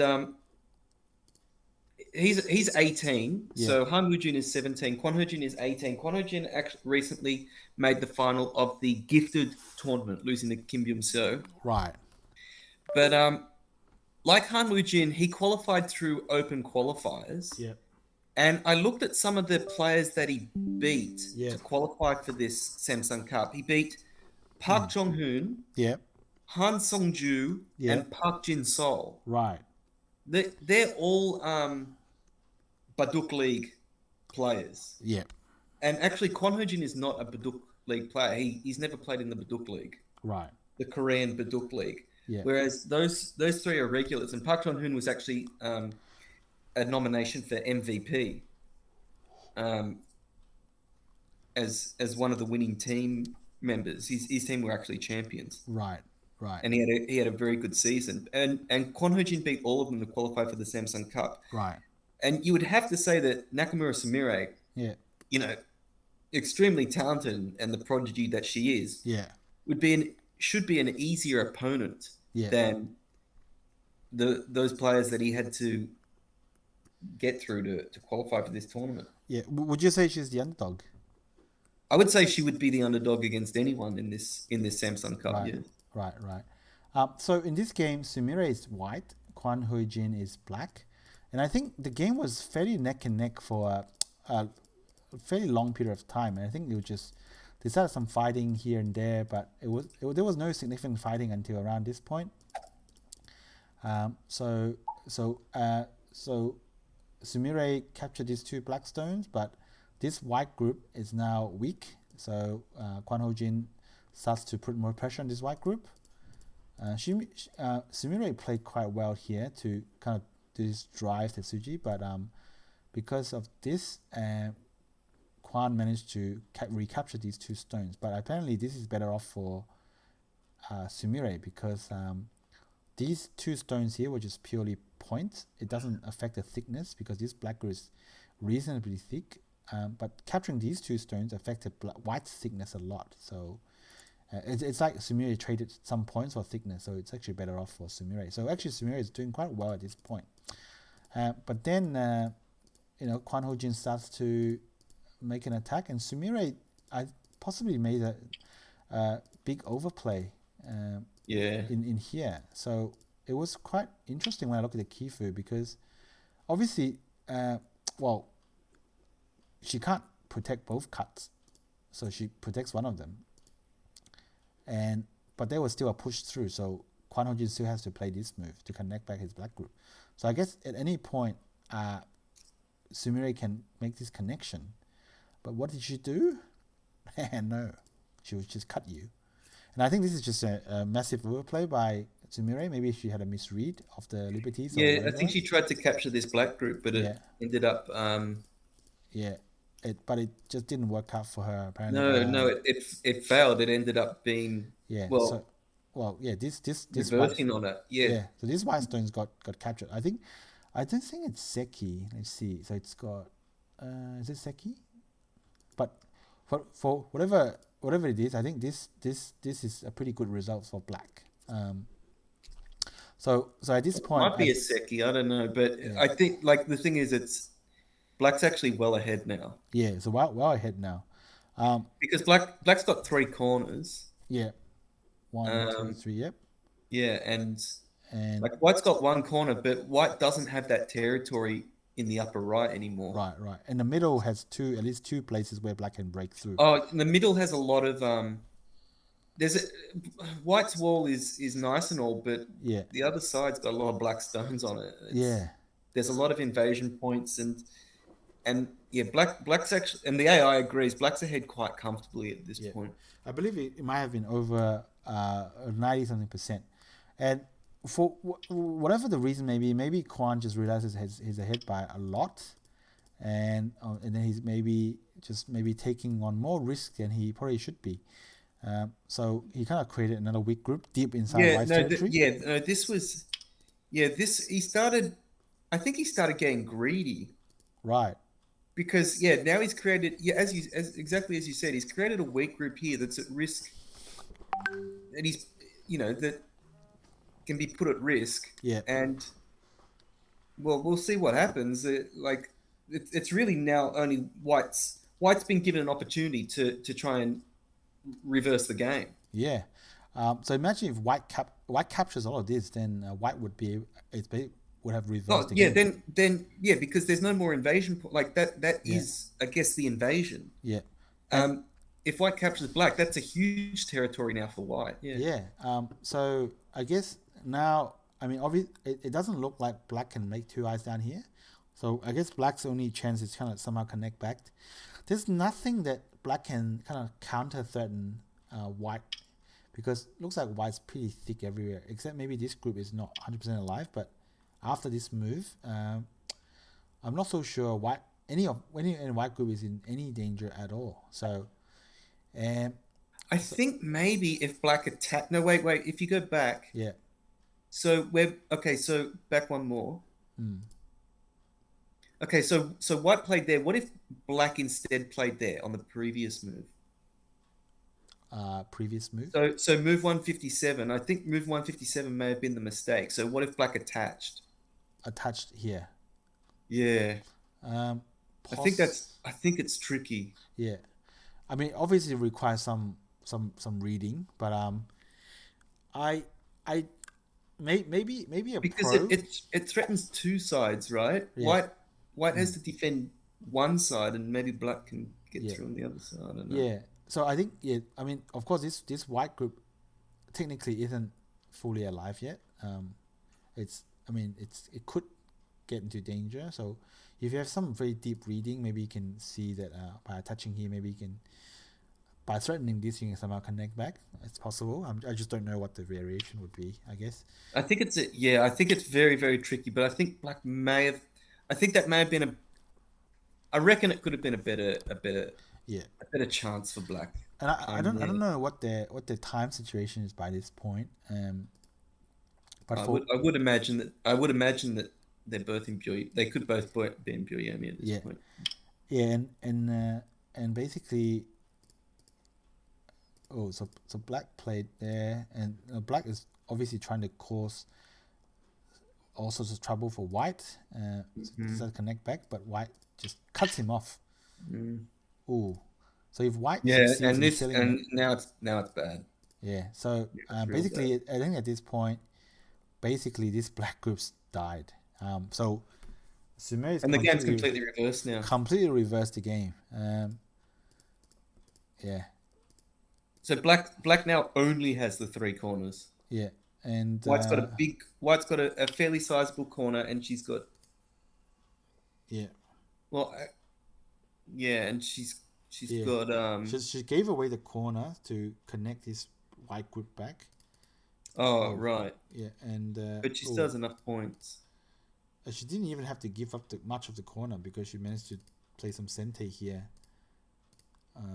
To kind of save it. Yeah, so she connects her groups back. Black tries to move out. I think at this point it still looks a little bit dangerous. Maybe black can live in the corner, and somehow if Sume is not careful, she could get her group captured over here. Right. But that didn't really happen, because Sumire just played the safe option, connected. Because imagine if somehow black got his Atari and White has to connect, and he can capture the tail, but that didn't happen. So Sumire, I think she knew that she was gonna win this at this point. Yeah, there was not. There's just Yosei left. It's not. There's nothing Black can do really. Yeah, so I think it ended up being Seki a bit. That's definitely a Seki. Yeah, um, so if that's Seki and this group died, then yeah, Sumire won. So breaking news: Sumire actually won this one. Crazy. Yeah, that's insane. And Insane. like if you, just crazy seeing how the Japanese, like a lot of the Japanese players are struggling to win games. Yeah. Uh, I've mentioned this before, but Ayama hasn't actually won in a world major Right. since 2019. Yeah. Mind you, he doesn't play in all of them, but Yeah. still. And Sumire just comes along and wins. Yeah. And yeah, and also you mentioned Kwon Hyojin saying he wants to win a world title, an international in 5 years. So Yeah. the thing is, so to do that, right, he needs to. He's obviously planning to, over the years to come up and challenge the established players. Yeah. Well, he just lost to someone 5 years younger than him. Well, Someone in the generation below him. So Yeah. it looks like he's got to go back to the drawing board. Yeah. I mean, he's got to take a good hard look at himself in this game. I think he got very greedy. Yeah. He made a huge overplay when he was comfortably ahead, and Yeah. he got punished for it. Yeah. And with Sumire's win, does this make Sumire the youngest player to have ever won a match, a game in an international major? I would say I don't know exactly, but I imagine it would be. Yeah. I tried to do a little bit of research on this, and the youngest I could find was Lee Changho, who won a game in the Fujitsu Cup when he was 14. Right. Sumire is still only 13. Right. Crazy. I can't imagine anyone else younger than that. Like, Yeah. there aren't too many players who even turn pro at that age. Right. Yeah. And even fewer. I'm not sure if there's anyone who's actually ever been in a world major at 13 apart Right. from Sumire. Yeah. I think Sumire participated in a world major at around 10. She did play in the M Lily Cup, Yeah. So the last M Lily Cup. So she would have been, maybe 11 or 10, yeah. something like that. Yeah. But yeah, she probably holds the record for the youngest person to win a game in a world major, Which is crazy. Mind you, she only has 3.5 years if she wants to break the record for the youngest person to win a world major, Right. which is held by Lee Changho. Yeah. So We'll see. Can she do that? We'll see. We'll see. Maybe she can. Yeah, mate. We'll see. I hope that she at least continues to try to improve amongst the best in the world, and they're not just exclusively focused on the women's tournaments. Yeah. So this is probably the one of the results of the round for me. Huge result for Sumire. So congrats. Now, from one Sumire to Yujin versus Lee Hyungjin. Of course, Yujin is China's #1 women player. Lee Hyungjin, I think I mentioned before, I don't really know much about him. So I don't think I can check the latest rankings. Yeah. But I recall when he was out of the when he qualified for the Samsung Cup, he was outside the top 100. Outside the top 100, yeah. Right. So, and yeah. I don't actually know I don't know his Korean name. I'll quickly try and find it. I'd be surprised if he was in the top 100. Yeah. So I definitely never heard of him before, but there wasn't anything remarkable in the game except it got down to Yosei, and apparently Yu was a little bit ahead in the Yosei, but she didn't play the Yosei that well, and she ended up losing by 1.5 points. Now, Gaza, while you're looking at that, and while we're at the topic of Yosei, I just do want to show you the game between Deng Yifei and Byung Sang Ye. Now I won't show you the beginning too much. I'll just kind of fast forward to the interesting point. So Byeonsang is white, Tang Yifei is black. So apparently there was some interesting fighting in this game, but basically it ended up being a very fairly tense Yosei battle, and I believe Tang Yifei was gonna win. And I remember watching the stream by Wang Haoyang. He was saying how good Tang Yifei is in Yosei, so he's pretty confident that Tang Yifei can close this out. But again, credit to Byeonsang. He's actually not that far behind. He's maybe only a couple of points, or maybe 1 or 2 points behind. So he kept the game close. But according to AI, he was definitely gonna lose this, or he was not gonna win this if this continues normally, because Deng Yifei's No, got a couple. Deng Yifei should have won this one. Yeah, should have won this one. But this is so subtle, and it's really difficult to see. I think if you just ask me to go through this game without AI, I would hard to find that as the mistake. But apparently this is the mistake by Tang Yifei when he turned here. Byeonsang Yu played the correct response, I believe, which is here, and apparently this move was just marginally smaller than if Black had played at around here, around D1, I believe. And I think the difference was so marginal that it was only 1 point in it. I think Tang Yifei's only lost 1 point. So this move was like 1 point smaller than this one, or something like that. Right. It's really, really tiny difference. And obviously I can't give you a technical analysis of what's actually why it's smaller, because I actually need to actually go through it. But this is remarkable because it looks so innocuous, but apparently this is the losing move according to AI.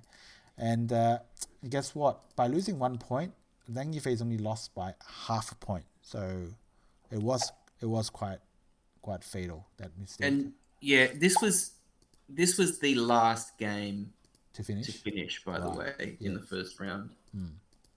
Yeah. Now I have returned with some information on Lee Hyungjin and his ranking. Yeah. He's ranked 75.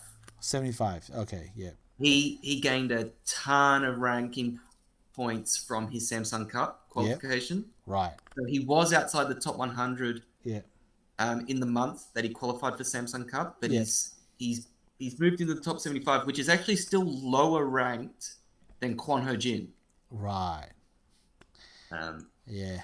And you would imagine Yujin is a better player than Nakamura Sume at this point, but she didn't make it. Yeah, as we can see, Go rankings aren't transitive. Yeah, right. Yeah, aren't necessarily transitive. No. So, but yeah, no, Lee Hyungjin, he had a solid game. Yeah. I honestly didn't expect him to win. I thought Yujin played in her second Samsung Cup. This is her second Samsung Cup, and in the first one, which was double elimination, she made it through to the round of 16. So she won 2 games. Right. The first time she participated, I don't recall exactly when it was. It wasn't it was obviously must have been at least 3 years ago. Yeah. But it was actually 7 years ago. Right. Her only Samsung Cup. She won 2 games and lost 2 because she lost 1 in the opening prelim. Yeah. But I actually favoured her, but Lee Hyungjin he's had a solid last couple of months. And, And as you said, Tang Yifei, Byeonsang-il. There were times earlier in the game where it looked like Byeonsang-il was destined to win, and then he complicated things, and Tang Yifei then looked a sure thing come Yosei, but it turned out it was super, super close, and Tang Yifei made that innocuous move that ended up being fatal. Yeah, crazy. I would love to see someone make a technical analysis of it so that I can understand what's going on. But it's now to another fairly, well, I'm not sure it's that big, but it's a reasonably big one. Won Jin versus Gu Zihao. I think it was a big game in that it was quite interesting. Yeah. It was quite a massive reversal. Yeah. Gu Zihao, I think, played very impressively. Sometimes the reversal is is when a player just makes a stupid mistake, Yeah. a dumb mistake, and they basically lose the game. But other times reversals are when the opponent, the one that's behind, manages to create serious complications. Yeah. That sort of bamboozle the player that's ahead. And Shinjin, when Shinjin So reverses games, it's typically of the latter kind. Yeah. Also, Koje, when he reverses games, it's typically because he's created severe complications. Yeah. And I believe this was the case here with Gu Zihao managing to reverse the game against Won Songjin. Yeah. So basically, at this point, of course, Gu Zihao is white, Won Songjin is black. So it ends up in a complicated fight. But I do believe the AI's assessment says that Won Songjin is well ahead over here. Even though I guess these 3 stones is inside white's influence, and this white stones is inside black's influence. But it does look like that white is slightly weaker, because imagine if black moves this 1 stone out and white's in 2 groups, and black has 1 group to deal with. But whatever it is, it's this white group over here is definitely very, very weak. This group not so strong either. But so let's see what happens here. And Gu Zihao decides to Atari over here, and then it connects. It's just his groups just look so precarious, but apparently it's fine. He made it so complicated that he kind of tricked Won Songjin over here, because when he moved this one, he can actually capture these 2 stones or do something else with it. So these 3 stones are pretty much gone at this point, and that's not all. He pulled these stones out as well, so he managed to capture all of this black cutting stone as well.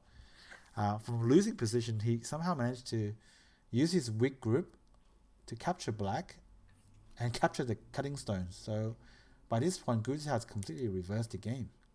Just crazy stuff. Yeah, very impressive. Yeah, just cray. But anyway, they keep playing. But I guess after this, there's not much of a chance for Won Songjin. I mean, if Gu Zihao doesn't make a major blunder, so basically, Gu Zihao ended up winning the game by 3.5 points. So it was big. It was a big reversal, but he deserved it, because he just made it so complicated that Won Songjin just couldn't handle the complexity.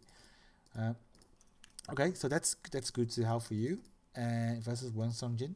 So let's look at the last game of the round, which again was another one that I was highly anticipated. Sada Asushi and Choi Jong. And what did you think about their chances before the game, Gaza? Well, I thought that I favoured Sada Atsushi. Sada Atsushi he's played in a few. I'm not sure if this is his 3rd World Major this year. Oh yeah, his name does pop up a lot.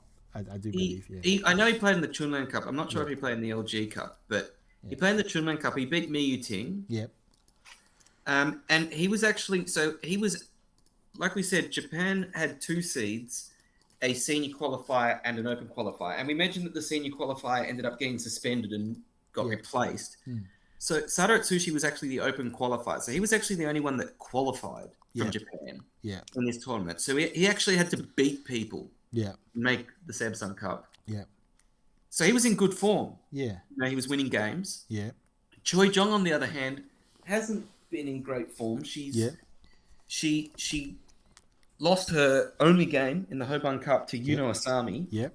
Who, wasn't even considered for the Samsung Cup, by the way. Yep.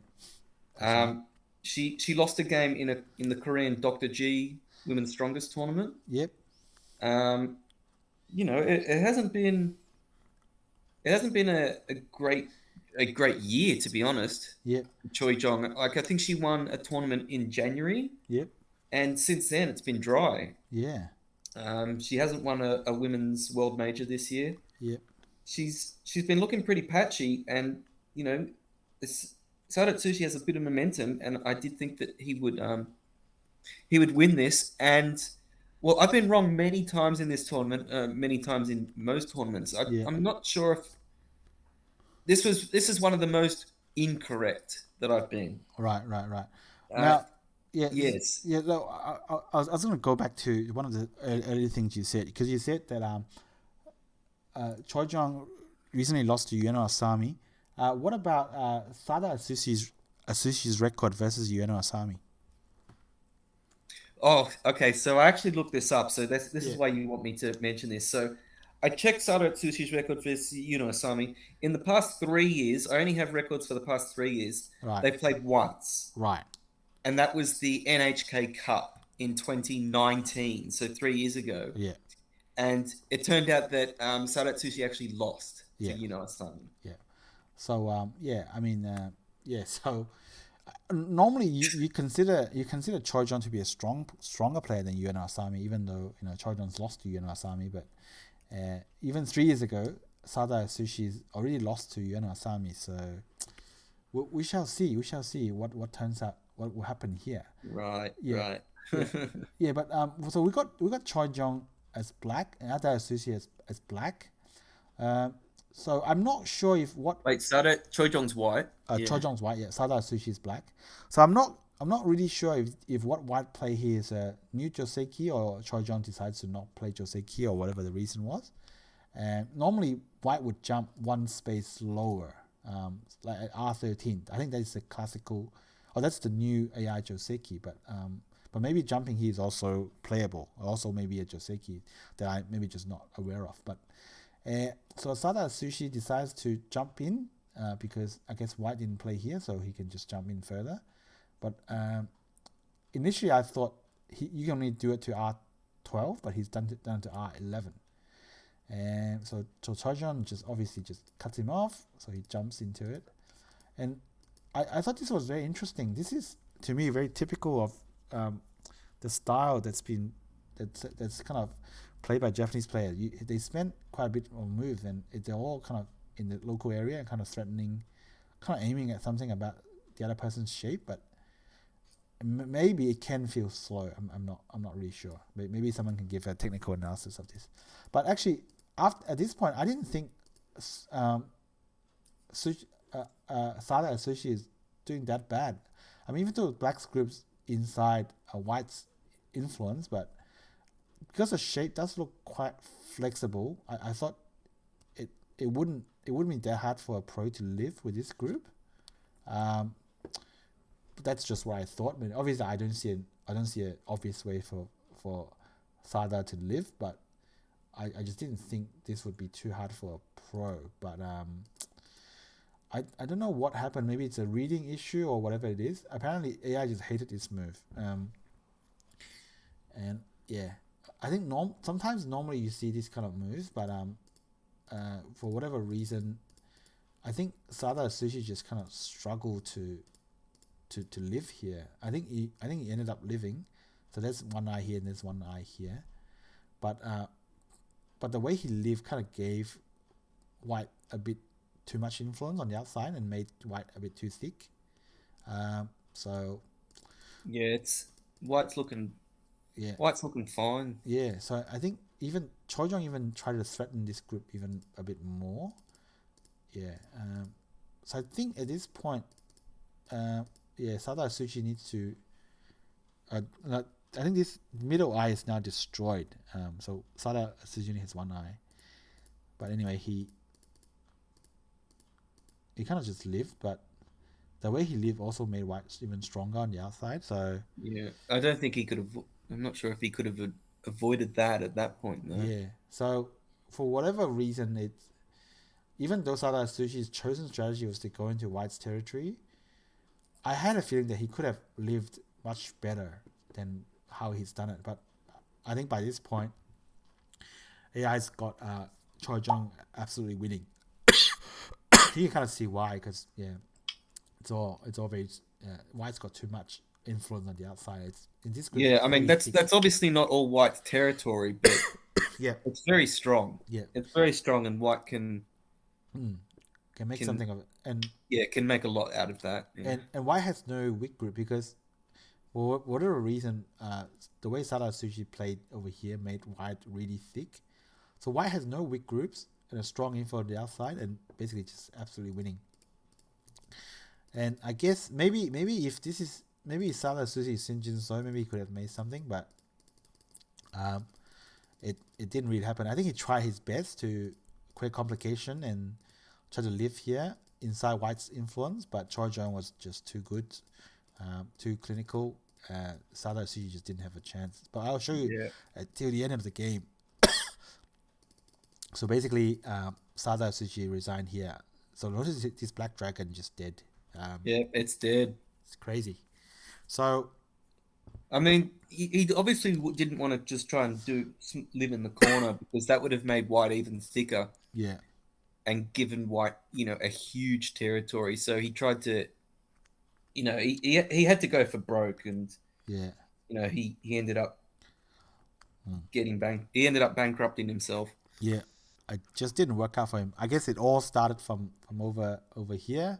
Yep. It all started from there, and once he fell behind, he couldn't play normal anymore. He had to play dangerous and So I'm just not really sure what was the issue. Was it just he just had bad reading or whatever it was? But that means Choi Jong is now through the next round. Yeah. So what does that mean in terms of the number of women in the round of 16? It means there are 2 women in the round of 16, and that must be a record. I have checked, and I can't find a tournament before where 2 women have made the round of 16. So I do believe this is a record for a world major. 2 women in the round of 16. Crazy stuff. So that's our Samsung Cup round 1 wrap. All 16 games.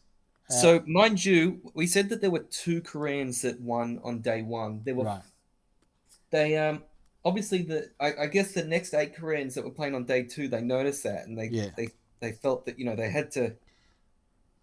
they had to try even harder, right? To restore some pride to Korea, and 5 of them ended up winning on day 2.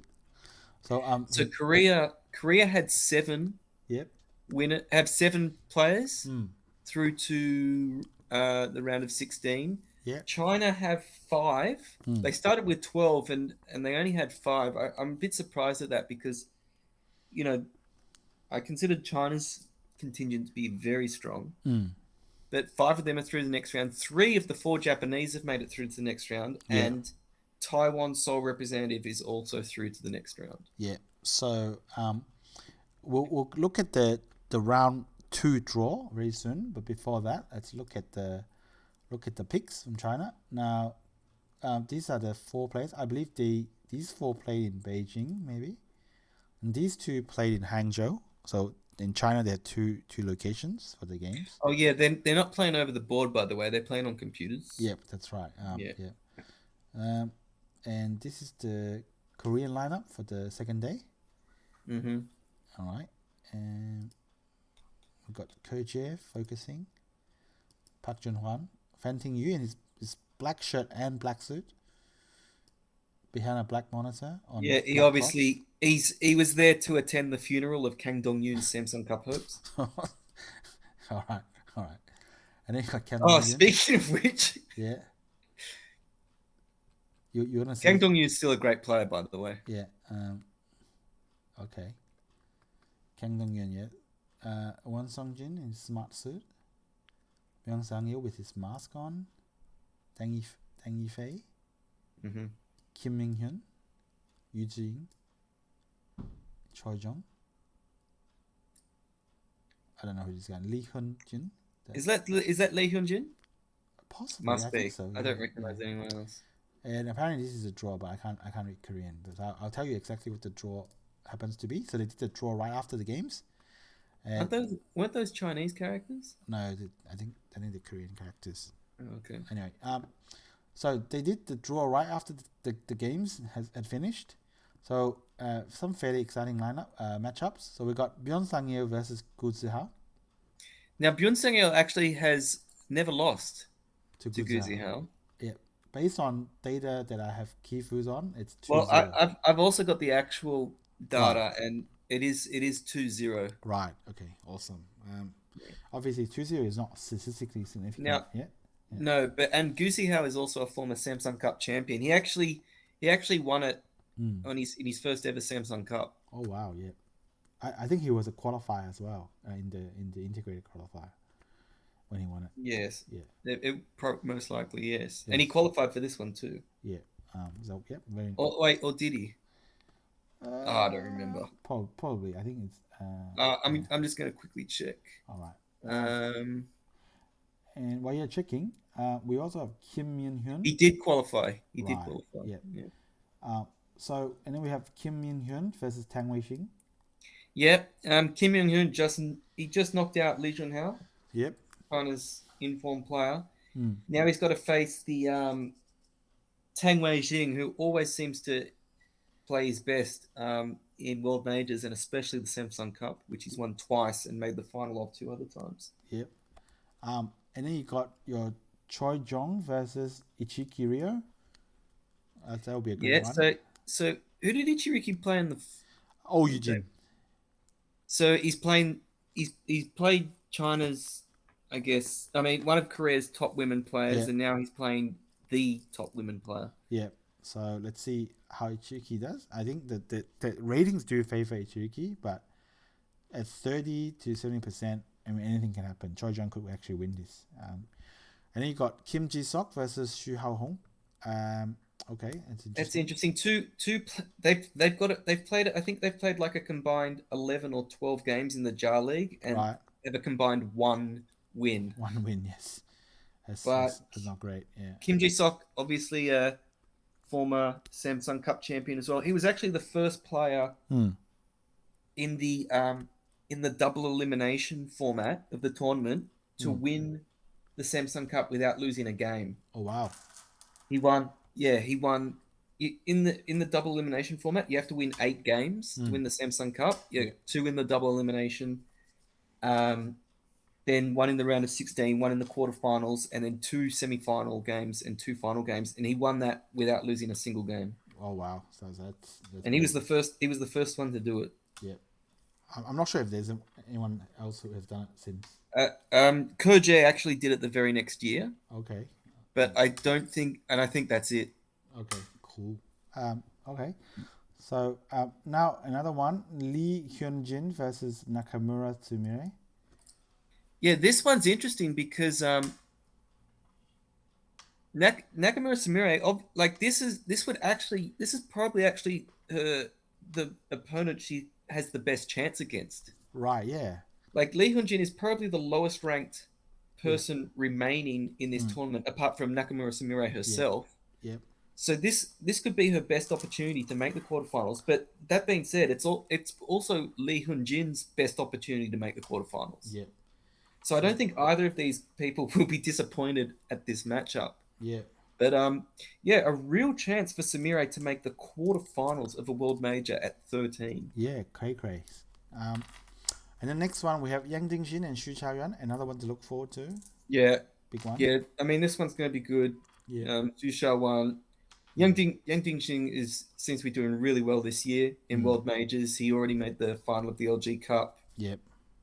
To be honest, I was a little bit surprised that Yang Dingxin wasn't paired up against Kim Jiseok. Right. Just because that always seems to happen. But always ends up being that Kim Jiseok will end up on the losing side. Yes, but no, Yang Dingxin, Hsu Chiayuan, yeah, it should be a good one. It could. All of the Japanese players have winnable, have chances. Yeah. In the round of 16. It's interesting. Yeah. So again, you got Park Junghwan versus Tan Xiao. Yeah, this one, I really do favor Park Junghwan in this one. I mean, he just beat Koje, and the way he played, if he plays like that for the rest of the tournament, he could actually win the Samsung Cup again. Yeah, that will be something to look forward to. Yeah, but yeah, if he keeps playing like that, I don't think Tan Xiao has much of a chance. And by the way, the record is that Park Junghwan actually has 11 wins against Tan Xiao, so we're missing one game there. But yeah, but it's 11 wins and 4 losses, so he does have a good record against Tan Xiao. Yeah. Obviously, upsets can happen, but yeah, Park Junghwan has to be favored there. Yeah. And then last but definitely not least, Jinseo versus Tingyu, a big one to look forward to. Yeah, well, I mean, Tingyu, I would say Tingyu is the second most informed player. Right. from Lee Hyungjin. in China Yeah. after Lee Junhao, who's now been eliminated. Yeah. And yeah, interesting that Shin Jinseo has he does have a 5-1 record against Fan Tingyu, which is interesting. Like it is quite impressive against such a strong player, Fan Tingyu. Yeah. And the also interesting is that they actually met in the round of 16 in last year's Samsung Cup. Right. And I mean, you can make the obvious deduction as to who won that, considering Shin Jinseo ended up making the final. Yeah. But so yeah, a replay of a round of 16 rematch. Fan Tingyu's already had one rematch against Kang Dongyun. Now he's got one against Shin Jinseo. Look, obviously Shin Jinseo is the favorite. You have to say he's the favorite in this one, but you can't write Fan Tingyu off against anyone. No. Yeah. So.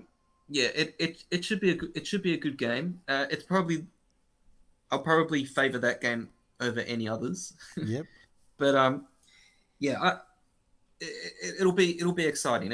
I'm definitely not going to write Fan Tingyu off. Yeah. But I was impressed with Shin Jinseo's. I was impressed with Shin Jinseo's game. I was even more impressed with Park Junghwan's game. So yeah, it looks like those two. Imagine if those two made the final again. Yeah, that would be crazy. Yeah. So now, Gaza, that basically wraps up our coverage of the Samsung Cup first round. It's a very exciting one. So we're kind of devoting a whole episode to that.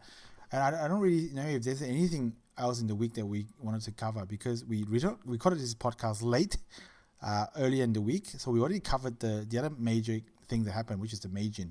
So I do believe, Gaza, unless you have something you wanted to cover. Well, we can maybe do some very, very brief mentions. Was there some Chinese Aegon Cup or something? Yes, there was the Ahan Tongshan Cup or something. Ahan like that. Tongshan Cup in Japan. That's known as the Aegon Kiriyama Cup. So let's quickly look at what's happened. So I think the Aegon Tongshan Cup has gone to the final stage. Now I can't remember where we were covering up to, but I think what's happened was that Hwang Yun-song and Lee Ching-chen play in the semi-final. In the what's it called? The semi-final, yes. So Lee Ching-chen won that. Yang Kai-wan and Xuanhao play in the other semi-final, and Xuanhao won that. So Lee Ching-chen and Xuanhao will be playing in the final. Xuanhao's done pretty well recently. He might be the informed Chinese player now, but he didn't even qualify for the Samsung Cup. Well, I mean, yeah, it's a lot of players didn't qualify, I guess. You got like and stuff. Yeah, Ding Hao didn't qualify. Yeah, Yang Kai-wen didn't qualify. Lee Chung-chung didn't qualify. Yeah, so there's so many Chinese players. That it's tough. So apart from these two guys, I don't think there was anything else that we had missed. One more thing, the Kisei. There was one more game in the Kisei knockout, the Kisei Challengers. Oh yes. So we have in the Kisei. What's happened was, because now the Kisei, the leagues has been done, has finished. Well, the winners have been determined in the leagues. Yes. So basically, we are into the challenger step ladder, and if you remember, we covered how Yamashita Keigo defeated Otaki Yu, I believe. Yes. So Otaki Yu was the winner of the C group of the C League. Yeah. And then he beat the winner of the group Suzuki B. Shinji. And then now he's faced Yamashita Keigo, who's in League A.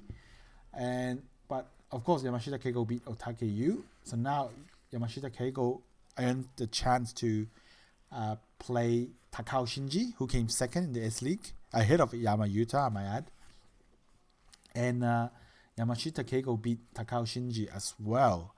So what that means is Yamashita Keigo has now earned himself the chance to play the winner of the S League, who is Shibano Toramaru.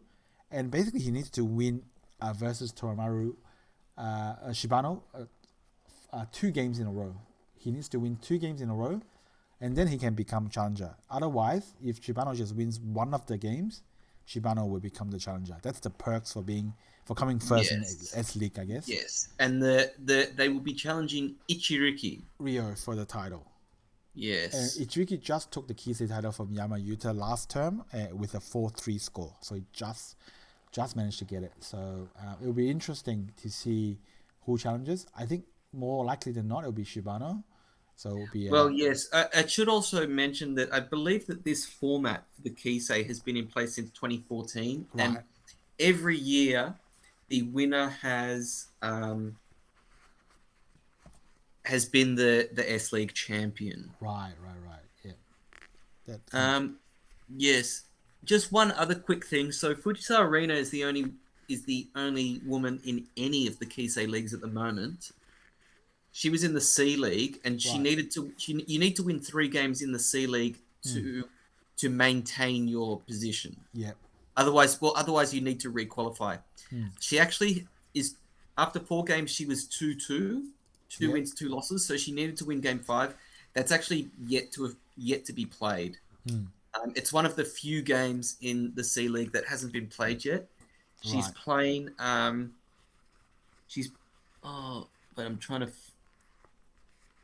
She's playing Koki Kono or something like that. I don't think I have the proper name here, but that game's not happening until the 7th of November. So I think it's actually the only game that hasn't been played. Yeah, it's actually the only game remaining in the entire Kisei, apart from the stepladder tournament and the Kisei match itself. I'm guessing they had to delay it because Fujisawa is playing in women's tournaments. Right. But we'll report on that when it happens. And just quickly some more news now that we're doing this. I believe in the 61st Judan, Fujisawa Arena has actually made it progress further into the tournament. She's now into the round 3 of the 61st Judan, and she beat Rin Kanketsu, and it's quite interesting that this happened because Rin Kanketsu is the husband of Suzuki Ayumi, so Fujisawa Arena has been wife and husband. So actually, she's made the quarterfinals of the Judan. Yeah. She actually made the quarterfinals last year. Right. Where she lost to Sara Atsushi. Right. This year she's actually playing someone probably even harder. She's playing Yuzeng. Oh wow.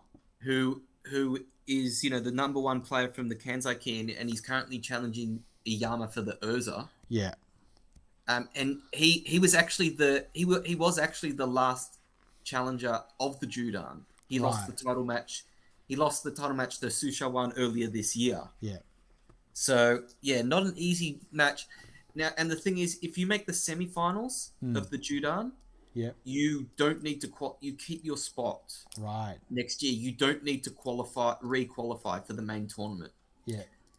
So Fujisawa, if she wins her next game, she's guaranteed to be in the Judan tournament next year, unless of course she actually goes ahead and wins the Judan. Right. Let's see. But yeah, it's obviously not going to be an easy one. No. Yeah, I guess. Okay, so that's and of course the rookie king Sakayuki didn't quite make it. He lost to Yu Zhengxi, and that's how Yu Zhengxi ended up in the same will be in a matchup with Fujisawa Arena. And Sakayuki himself actually before losing to Yu Zhengxi, he actually beat Ida Atsushi, who's currently challenging for the Tengen. Yeah, crazy. Yeah. Okay, so. Okay, is there anything else you wanted to cover, Gaza, before we move? Well, I think we should look at the calendar. Yeah. Yeah. All right. So here we go. Here's the calendar for you. So we're recording this on a Friday. So, and that's the Samsung Cup that happened over the last 2 days. On the weekend, there's 2 Dr. G games and the SGW Cup, which I believe it's for players who hasn't won a title and are of a certain age or something like that. Yeah. Yeah, I think it's for players between 30 and 60, and they haven't won a major, a Japanese major, or the Kiriyama Cup, or the Ryusei, or a previous edition of the SGW Cup. Right. So okay, yep. So that's happening over the weekend. But of course, for Monday and throughout the week, we have the massive one, which is Samsung Cup. I believe it goes from round of 16 all the way to the semi-final. And Yes, I believe the round of 16 is over 2 days, so Yep. it would be over Monday and Tuesday. Yep. And then I'm guessing the quarterfinals over 2 days and the semi-finals over 2 days as well. Yeah. And of course, during the Samsung Cup, we have the Minjun Game 7, the big one. Shibano Toramaru versus Yamauta. Hopefully, if it's as good as any of the previous games, it's definitely going to be worth watching. But Yeah. While the Samsung Cup is also going on, so hectic. Fully hectic. Hectic, mate. So we got Ueno Asami versus Fujisawa Arena in the Women's Honimbo Game 3. I do believe Fujisawa Arena, as we covered, is leading this series 2-0. Yes, this is a must-win game for Yuno Asami. If Fujisawa wins, then it's all over. Yeah, because it's only a best of 5. Best of 5. Best of 5, yes. So that's pretty much it for the calendar for the next week. And I don't think there's anything else. Oh, wait, also, we're hoping to have a special guest. Oh, yes, special guest. We're hoping to have a special guest next podcast. Not next podcast, but the one after, Gaza. 11th. Oh, really? Yeah. Oh, sorry, the one after. Okay, so we'll mention it in... We won't mention it now. Yes. Okay. Special guest. Very special. Let's put it at that. And, okay, Gaza, thanks for another great episode. And I guess it's time to say goodbye. Yes, goodbye. See you next week. Until next time. Okay, see you guys. Bye.